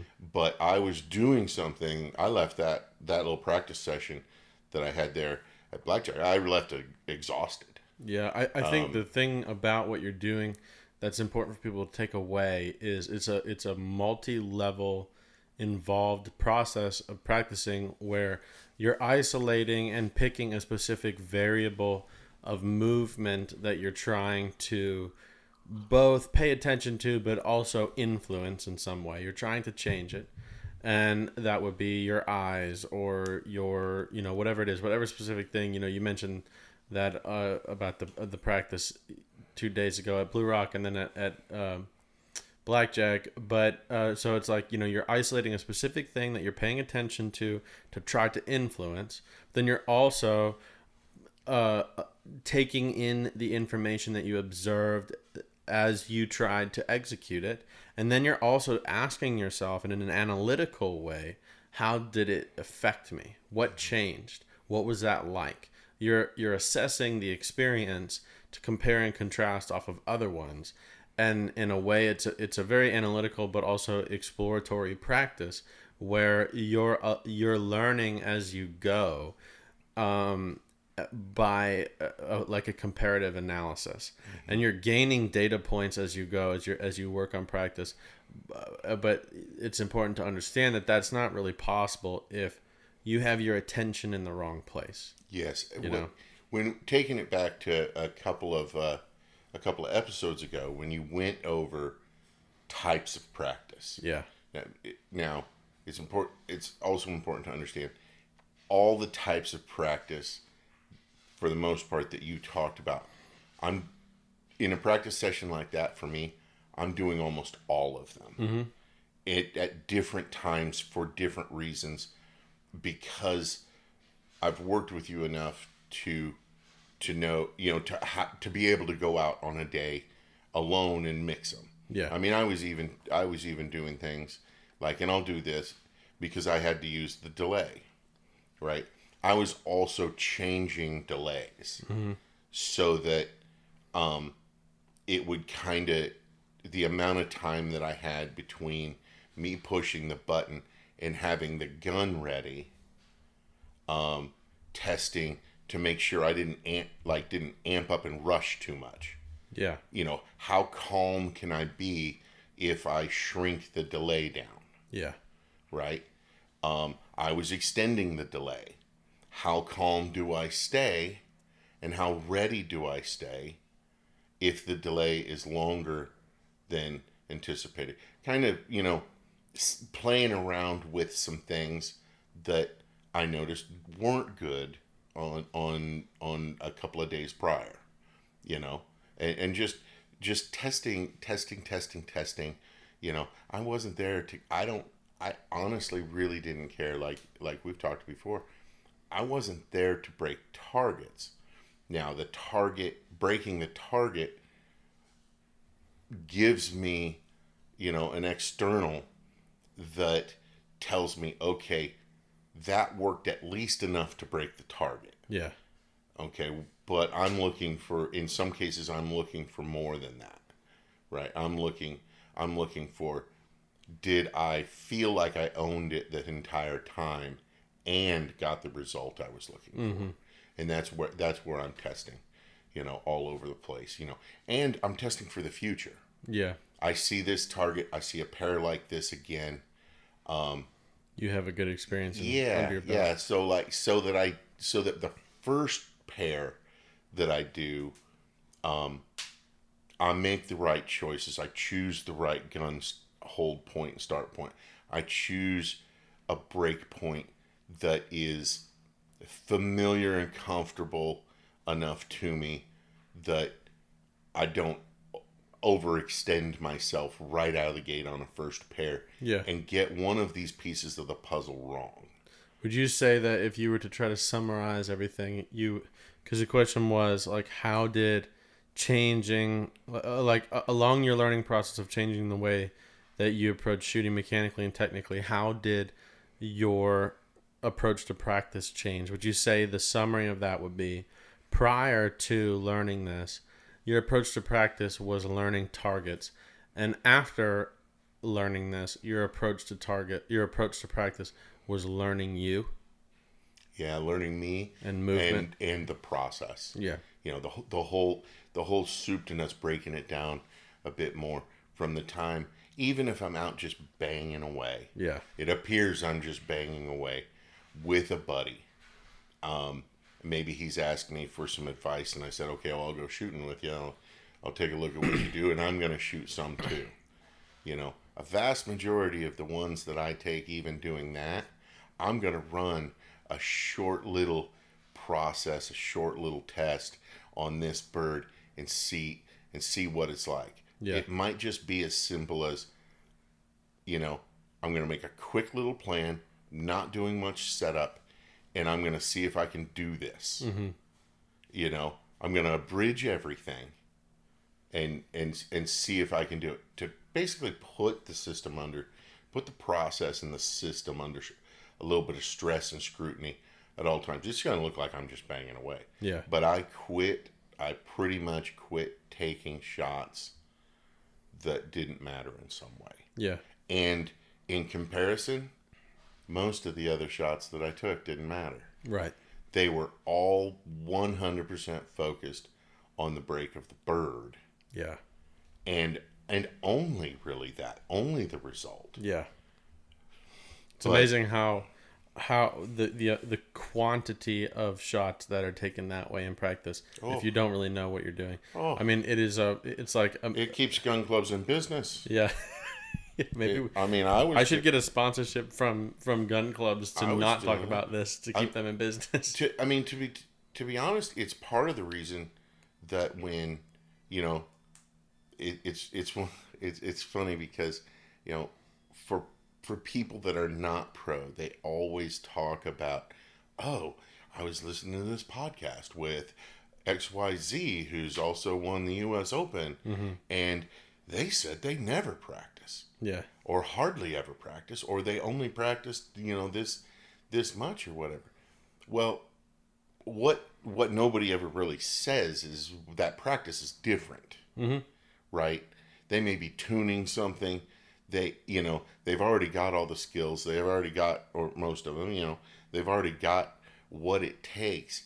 It's like a refresher, or it's a tune-up, or it's something like that. And then once it's there, the rest of it, you could actually be doing damage by continuing to shoot, because all you're going to do is develop lackadaisical bad habit, because you'll overextend on the focus that you have available to pay attention during that practice, or in between shoots or something like that, and you'll actually go the other direction, right, and start not focusing on birds, and things like that. So I actually don't shoot as much practice birds. I shoot a lot more competitions now, and bigger competitions, but I don't shoot as much practice as I used to. Yeah.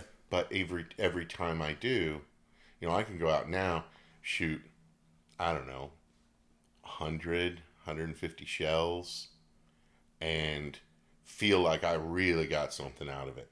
That I got triple what I would have gotten out of 350 shells, or something like that. And I would have gone back and shot 350 the next day.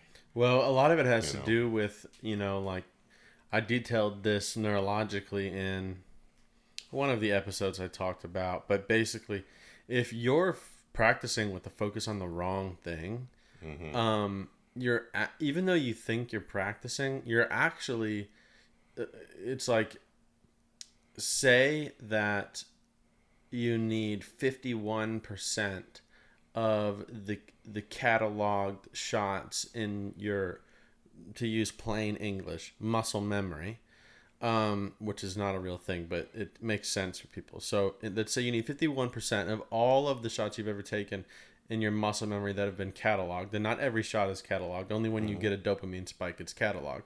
So you say you need 51% cataloged to make that be your go-to move non-consciously. If when you're practicing and you're shooting high volume and you're not paying attention to what your body is doing or what your eyes are doing or what emotional state you're in, but you're hitting birds and you're letting yourself get pumped up about that, then the reality of the fact is that definitely not 51% of the shots that you're taking are the exact thing you're trying to learn. It's much less than 51%. Yeah. So what ends up happening is you get dopamine spikes that just dilute that percentage of catalog shots that need to be good, but you're basically diluting it with bad shots. And so really the more that you go to practice in that way where you're just banging away shots and shooting, I talked to some students and I said, well, how much do you practice? And I'm thinking they're going to answer me like, 1 to 4 times a month. And it's like, 2 to 4 times a week. It's just like, holy cow. Okay. How many are you shooting each day that you're going every week? About, maybe about a half a case to a case every time. And if that's the case, then, for me to shoot a case where I'm, 250 shots where I'm doing it right. I'm going to care about all of them. That takes a whole day. That's a lot of caring. That's a lot. And I mean, unless you're going to set me, the quartering bird from the right that I'm going to work on, and I'm shooting half of those at just that one bird. Yeah. Right. That's a little different because so much of it ends up abridged because you're using only the stuff for that particular bird. Yeah. Right? I mean, if I literally just the time it takes to pay attention to what happened, to analyze, to put effort into programming what you want to happen, to make a decision, to assess all your awareness on the things that you need to be aware of, to execute the move, then to assess what happened for 250 times, that's going to take me at a minimum, probably 4 hours. It's going to take a long time. Yeah. And so then what that means is if you're shooting that much, you're not doing it that way. Unless you're literally shooting, 4 to 6 hours 4 times a week. But then that's your job. Yeah. And so nobody's doing that. You're banging away at a lot of those shots. Yeah. Even there's times when when doing it, there's times when you do quantity is an important thing to learning, but you also need that qualitative, focused approach to practice. That's less volume. I think a good volume one might be okay. Everything else aside, I'm going to work on my FETASC mount today. Mm-hmm. Just go out and shoot a ton of targets with 100% effort on getting that mount to the right place every time. And don't necessarily worry about the eyes. Don't necessarily worry about the rest of the move. Don't worry about the break. And it's just the move from touching your side, 9 inches down or whatever. 25 centimeters. Yeah, right up and touching and firing when you touch a cheek or whatever. If that's what you're going to work on, okay, then that's so isolated that you can bang away. Yeah. And that's the only thing you're paying attention to. And you're going to go through a bunch of shells doing that. Yeah. Right. But boy, that if you're really working on the game, you're not, you're working on more, each shot you're working on more than just your mount, typically, unless you found, new gun. Right. Yeah, I would say, you get a brand new gun, go out and bang out a lot of shells. Yeah. And get to know that thing so that you can even start doing the other things, running processes, and not interrupted by this thing's lighter than my old one. Right. Or it doesn't mount to the same place on my cheek than the old one. And not interrupted by those types of things, because those are distractions. And just get to know the gun. Yeah. Right. That would be very important. Yeah. That's a day where, when I got a new stock in forend on my gun, I think I went out last year and I'm like shooting 750 a day for 3 days in a row. Yeah. Yeah, I've seen you struggle with like something changed on your stock, and we went out to shoot something, and I realized pretty soon that you were shooting. Yeah. You became a trapper. Yeah, I was like, wait a second, why am I the one pushing the button all the time? And that's because you that's all you were doing. Yeah. It was just about like, this stock isn't in the right place. It's not mounting to the right spot. So all you were doing was taking shots, seeing if it was going to start getting comfortable for you. Yeah. But you weren't really necessarily paying attention to the eyes, and you weren't paying attention to the swing or your foot position. You were just, can I move this gun and have it end up in the right place on my body? Yeah. What's the precision I have when it hits my body? Yeah. Yeah. Yeah. Any more thoughts on the practicing? Do you want to move on to the competing? Yeah. Yeah. Okay. So how did going through this process change your approach to competing? This is the answer. The answer is fairly simple. And it's something that, as you know, I still have to work on an awful lot. Mm-hmm. And it's something I struggle with, and it depends on what day it is, how much sleep I've gotten, stuff like that. And we talked a little bit about before, whether or not, sometimes I don't really care about score because I'm working on something that, so that all being said, 100% engagement.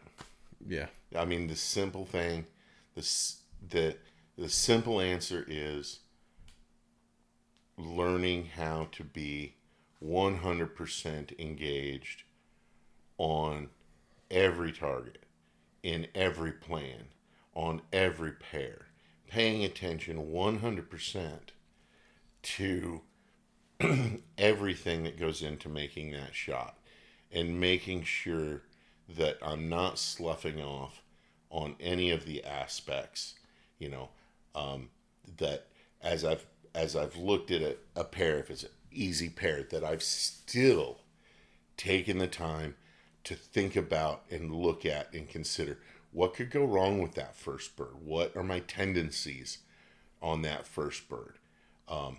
What are my tendencies on the second bird? What could go wrong?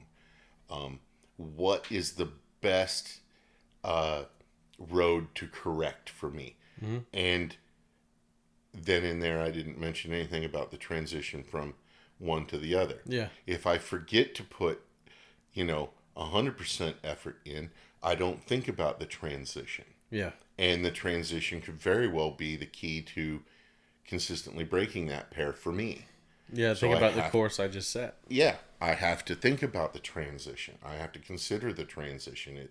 What's that transition like for me? I may watch a person right in front of me run the stand and not even look like there is any problem with the transition Yeah.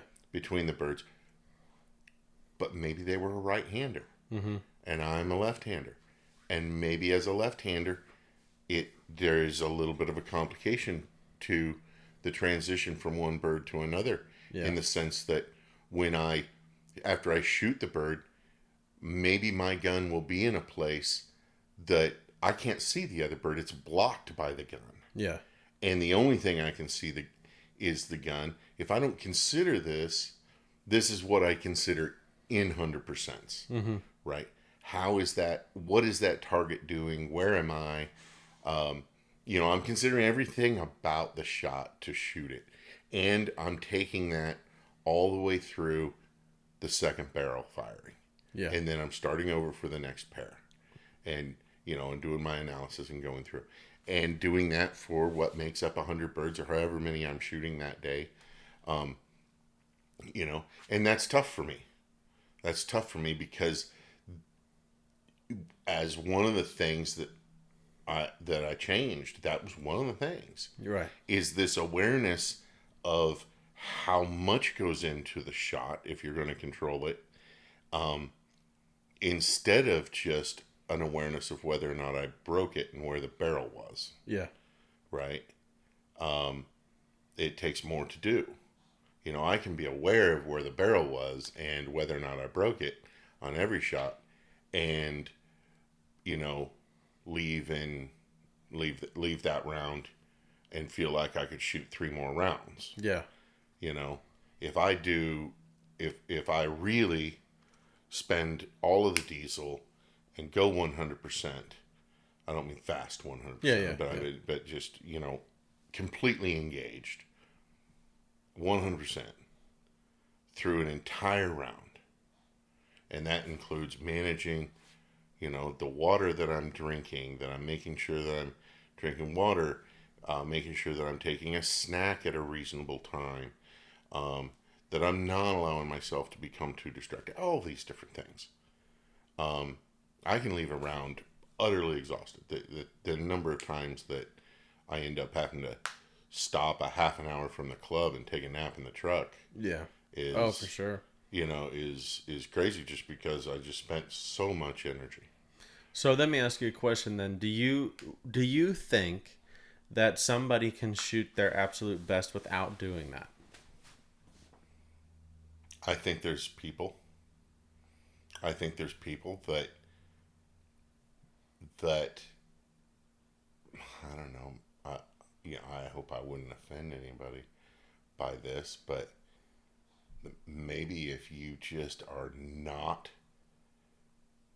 very thick in the skull. Yeah. I mean, like, if the world is so simple that you literally it's just that simple. Yeah. And you do it, and you're able to control it, but you're not even controlling it. It's just like how you are. I mean, it's like you'd have to be. I don't know the answer to this. Maybe you just would have to be simple, I think. Sorry. I'm sorry. Yeah, but, I think. I mean, I think the answer to that question is no. I don't think that you can shoot your best without doing some type of that. Because You have to have a level. I think people have different levels. I think it's not different levels. I think it's different languages. And, I think depending on what language you use, then that's how you interpret that information. What language do you use to communicate that? For me, I would say that, you initiated and engaged in microsaccadic movement with your eyes on that bird instead of using smooth pursuit. And somebody else might just say, the bird looked jumpy. It's the same thing. Well, I think it also, I think there's a different perspective that you have to consider in this too, is could you do it and shoot 80 and not put this kind of effort in? Yeah, for sure. Yeah. You can shoot. Could you do it and shoot 85? Yep. It's going to be more difficult. Yeah. Can you do it and shoot 100? Nope. No way. Yeah. It's not going to happen. There's going to be, there's 20,000 people that listen to this. So there's going to be people that, are going to be like, these guys are full of crap because I shoot 97s on time, but that's a charity course. We're talking about NSCA, U.S. Open level, World Championship level, regional level. You start talking about like U.S. Open or fucking Northbrook. Yeah, like at Northbrook, or like at Backwoods this past year. I mean, even at Cross Creek in the woods, you got to pay attention. Yeah, you can't. There's just it's a different understanding of what's required because of different people's approach, because of different people's experience with the game in whatever level that they've been engaged with. Can you wing it and find 93 one time on a big course? Not on a big course. On a local, you can wing it and find 93. Yeah. You can wing. You might be able to wing it and find 95. Good chance you won't do it next time. Yeah. Because you're not really, you don't really have a foundation that you're working with when targets become, unfamiliar and stuff. I was talking to you about, I spent some time just shooting the Florida swing, and when your comfort level is challenged at 10 miles an hour faster and every trap, 10 to 15 yards further away than what you normally would see, and backgrounds that you are not used to and styles of targets that you don't see very often, you're gonna have to put some planning. You're gonna have to do some things to get that to go your way. Yeah. Because otherwise, you wing something like that, and I've done it. I've tried winging it. When I first went down to Florida a couple years back, and you end up feeling beat up. Yeah, it's so. Yeah, it ain't happening. No. Any questions for me on that? Okay. How about, as you've learned this new approach to, Belle, you're gonna have to pick a spot to hang out. Yeah. As you Curtis isn't petting me enough. Yeah. As you've gone through the learning process of changing all this stuff, we kind of covered this in the last two questions, but talk to me a little bit about how your approach to decision making during competition, in terms of your strategy choices that you're making. I can't talk. How that's changed. I mean, we kind of really did just talk about, basically it just has now existed. Yeah. A consciousness of prior to the shoot, what am I doing? how much coffee am I drinking? Some things like that then go and influence my shoot. A consciousness during the shoot of what states that I'm in between stands. You mean like emotional, visual, physical? Yeah. Are my eyes working? Say if you have like a baseline average that you expect out of your eyes, do they happen to be working better today, or do they seem more acute, or do they seem sluggish, and trying to match up my strategies with who I am, and then also endurance. Yeah. And we talked about that a little bit already. Instead of throwing the heat to every stand through a 100-bird event, just shoot and break and break some and move on. Yeah. And put that one in the bank. That's a big reason why I don't like general applications and explanations of things, because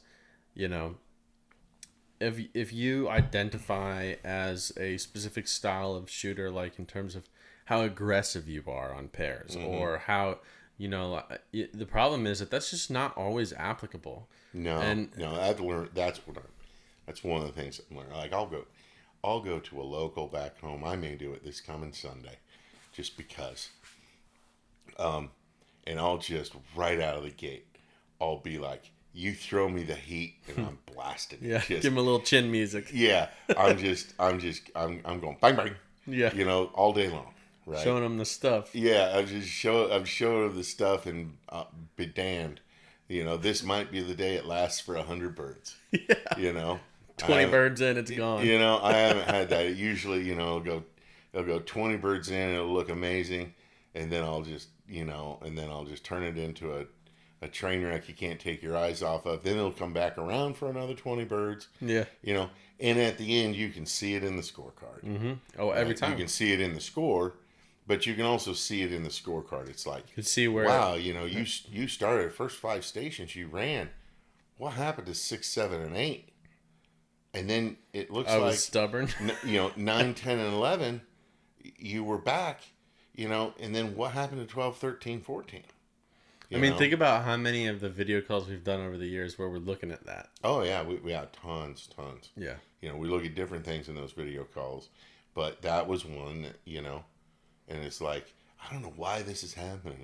It's because you're throwing the heat to it. Yeah. Right? It's like, you got 2 trash can lids, and I'm going to see how quick I can shoot them. Yeah. Yeah, you're like, bombing. Just break the trash can lids and go to the one that's next, because that thing might be at 60 yards. Yeah. And you might need... You're taking off like Usain Bolt on off-speed floppers. Yeah, exactly. Oh, I'm not finishing like Usain Bolt. No, you are way ahead of the bird. Yeah. So, it's a consciousness of having some strategy and how to play the game. Like we talked about from my round, last Friday to Saturday to Sunday, and I played a conservative round more so on Sunday, and it treated me pretty well. Yeah. But I was purposefully going to break as many targets as I could and not have it be, and not let myself get out of control. Yes. And that was my strategy that day. Stay calm. Maybe take the target a little later than I normally would, and ensure some breaks. Mm-hmm. Yes. And I'm learning that. I'm learning to control that some more. Yeah, that was very good, and you should feel really good about that, because, that I was so happy to see that in your approach to that round. Because it gives you so much valuable data. Mm-hmm. Again, body of work, right? Yeah. I take that experience that worked, and I move forward with that. Now, that might not be how I get to shoot next time. Right. Right? I might not have the patience to do that. I might have to I might have to cook some birds to stay in the game because I just might not have enough patience. Yeah. And knowing it, but again, a body of work to learn from, so that when you get, like, you look at a guy like Bill McGuire or Wendell Cherry, that has immense bodies of work of how they shoot and knowing what they can do. Yeah. Right? Well, that's what you're talking about. I mean, you're talking about building that for yourself. Yeah. And when you start looking and considering things like emotional connectedness to the bird, and to the outcome, and you start talking about these extraneous things that are not just the move and the bird. It becomes a lot. It becomes a lot to work on. Mm-hmm. It does. Yeah. A lot to get correct. So that you just literally pulled me right into the next question, which is that, I'll read it off so I get it right. Talk to me a little bit about the change in your understanding of what all is involved in being able to accomplish your goals in shooting now. The totality of it. Like there's so much. For me personally, I always got to preface it with me and how I think and how I do things. The totality of it, of what I want to achieve, is one thing. But, and I don't want to say the complexity of getting there, because it's not necessarily complex, but the discipline and the totality of working on my game and working on the different shots and making the right decisions and playing the game to win, and picking the right strategy, and doing those types of things is the totality of it. And then the other thing is the continued commitment to change and to learn and to grow, in the openness to let those happen. Yeah. Because I've worked with you for quite a while now, and we're still working on things. And the things that we now work on are very, very different. So much than when I first started working with you. Now every once in a while, there'll be something that maybe I'm getting a little bad habit on or something like that, and we'll have to do a little reverse review of something. But it's like, oh, okay, yeah, I remember now. I'm not taking that part serious right now. Right. And that, but if you're really gonna, if you're gonna commit to, to the goals, you're gonna have to be willing to make changes. And what are you gonna have to learn about yourself, about the game, to make that change? And then you're gonna grow. And then what's next, right? You're not gonna be done. Yeah. Even yourself, you're not done. I mean, I see you work on things for yourself all the time. 24 years into it. Yeah. It kind of puts something into perspective. I was watching and thoroughly enjoy. I was talking to you about it earlier today. Like, I thoroughly have been enjoying that TV show on Netflix about the PGA Tour, and I think it's called Full Swing. And basically, at the beginning of the year, they picked a few guys on tour, and they just literally followed them around all year, at their house, to their trainer, practice rounds, hanging out with friends, going to the tournaments, flying to the tournaments, and their Airbnbs at every tournament. And it's fascinating. The stresses of not winning, the stresses of everything. Yeah. And what's so interesting and fascinating to it is for me, being somebody that does that in a different sport. It's like watching my life, but on a golf course instead of shooting. And to put everything into perspective, when I have people that come to me or even if it go to somebody else, if one of your goals is to compete with someone like me, that, and this is going to sound egotistical, but it's just putting it into perspective. That's like me watching that show and thinking that I'm going to give myself 3 years to compete with those guys in their game. It's not possible. Well, I mean, it could be possible. It's not possible.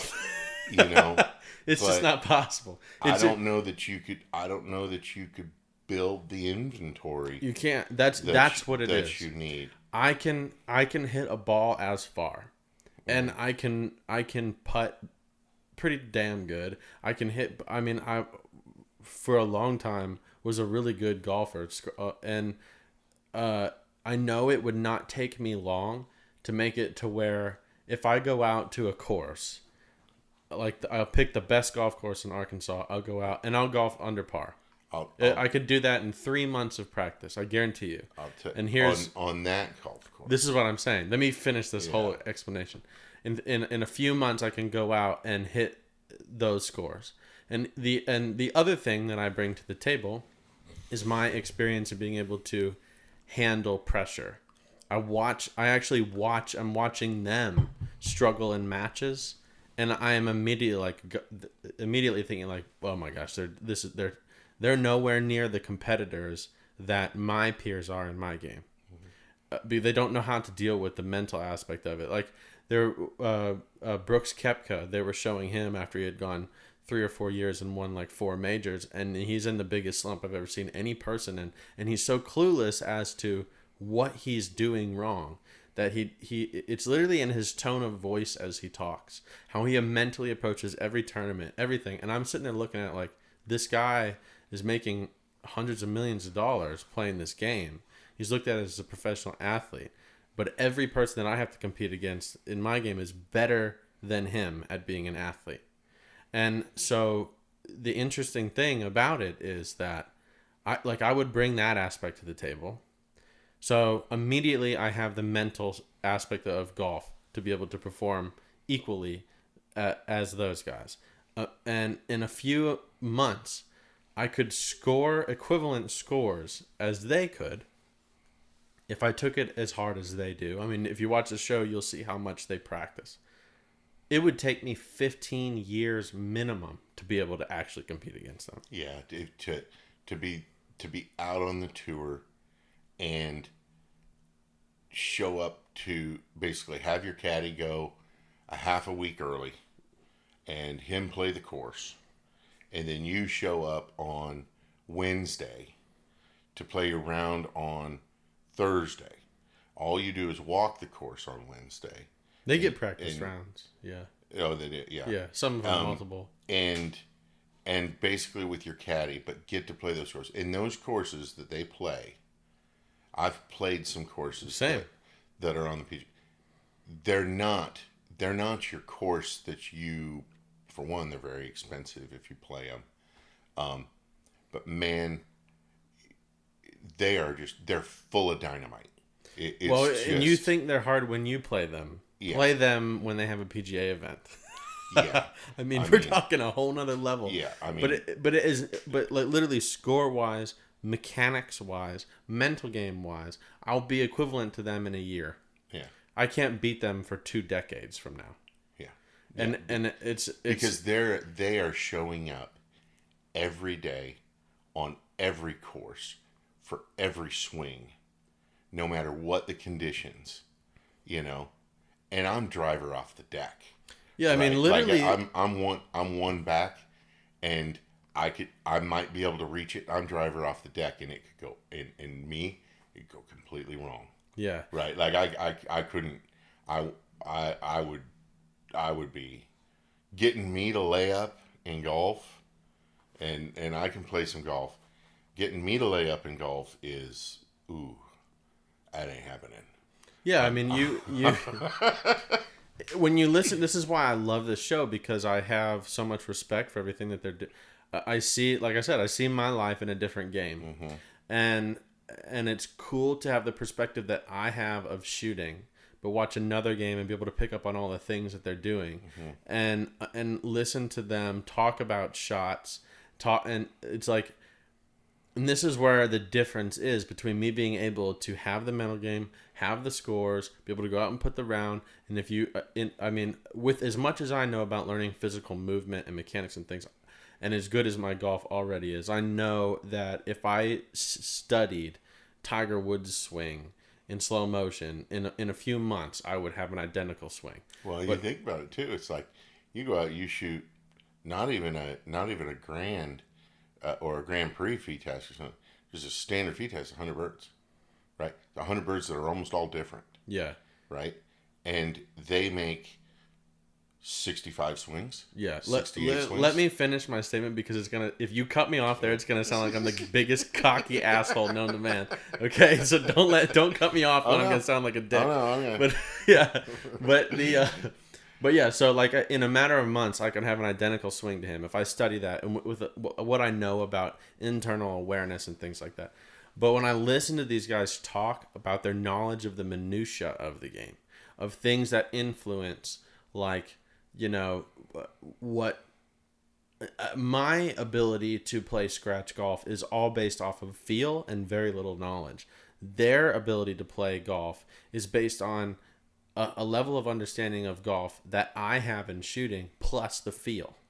And that's what's so hard in order to be able to do this. And that's why, like, the reason why I say decades for me to be, I don't even think it's not possible for me. If you were to say, David, I'm going to write you a blank check for the rest of your life and anything that you need, if someone came up and said that, and all you have to do, your goal will be to become a professional golfer and be in the top 5 in the world on average every year, I would say I so much appreciate that. It's just not possible, because I think it's just not possible. And thankfully in shooting, though, it is still possible, because shooting doesn't have the scientific advanced research and the money in it so that the professionals can be professionals. Whereas in golf, it does. And those guys, when I watch that show, I'm like, my God, I'm thinking like, every day these guys are in the gym for half the day, and then they go to the range for the rest of the day, and then they have trainers, and they have chefs that travel with them everywhere, and then they have planes that'll fly them. If I had a life like that just to be able to compete, and if every one of the top pros in the world in shooting had that, the skill that we would accumulate would be insane.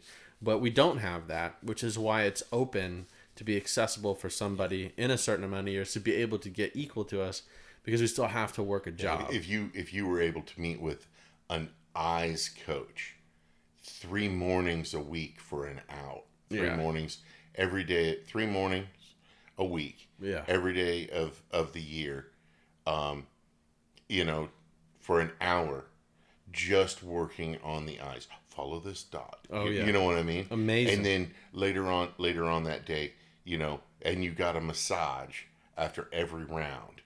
And there was science behind listening after you finish a round and you're getting a massage. There was science behind you listening to a waterfall while you're getting the massage, and that being able to take what you learned in that round and solidify it. That's what they do. Yeah. Right. That's how far they go, and we don't have any of that. Yeah. There's no eye coach, that's coming by my tent. Yeah. Or anybody's tent. Right. There's just you wondering why your eyes didn't work well today, and hoping that by drinking some more water tonight and getting some more rest that they work tomorrow. Right. I think people, you talk about them being in the gym, and it's not necessarily for the 68 swings that they might make that day. It's for the 68 swings that they're going to make 4 days in a row and walking those courses. Well, it's also like That's to create like elasticity in their muscles, yeah. and flexibility, and to increase range and I mean, all this stuff. if you've just walked a golf course, you know, one day, one time for 18, that's 1/4, and that was one day. That was first day, so you're fresh, right? That is 1/4 of what they do to get through a tournament, right? And that's saying that they didn't have a practice day or 2 practice days or do it the weekend before, Yeah. right? I mean, walking a golf course is no joke, Yeah. right? I mean, usually when I've walked them, I've carried my own bags. You know, they have caddies, but still, walking a golf course, putting your brain under that amount of stress, as far as making those decisions, you know, having some of the decisions go bad, Yeah. more stress, right? And holding rounds together, you know, getting into the, you know, leading. How hard is it, you know, how hard would it be? Our sport doesn't even have this. Moment to moment, stroke to stroke, knowing that you just gave one up that he took from you and he's 2 holes back. Yeah. Right? I Knowing mean, that the entire time would be, that's a whole different level that we are not even close to. Well, we've had that. We've for sure had that. I mean, we had that in the PSCA for 4 years. Mm-hmm. And then we had that in the super squads this year. I think that's a personality based thing. I personally would love the sport to go to that because it would help me. There's other guys who would hate for the sport to go that way because they don't know how to deal with that. Mm-hmm. But also the other subtle difference that in their sport, and everybody knows this difference, but you know, if they get one under you, so to speak, you can. I mean, there's a stretch.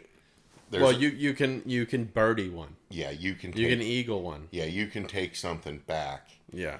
You know, you can. In our sport, you can't really. You're done. Yeah, you can't really put the screws to it, and make comebacks that somebody else isn't already on par to do. Yeah. Right? I mean, the guy that's having a good day is already shooting what your comeback looks like. Yeah. I think that honestly, I mean, I've played very serious golf. I think shooting is harder mentally, but I think golf is better because it's not as demoralizing. If you're like, it is for an optimistically minded person, you can always make up ground in golf. You cannot make up ground in shooting. You miss one, you're out.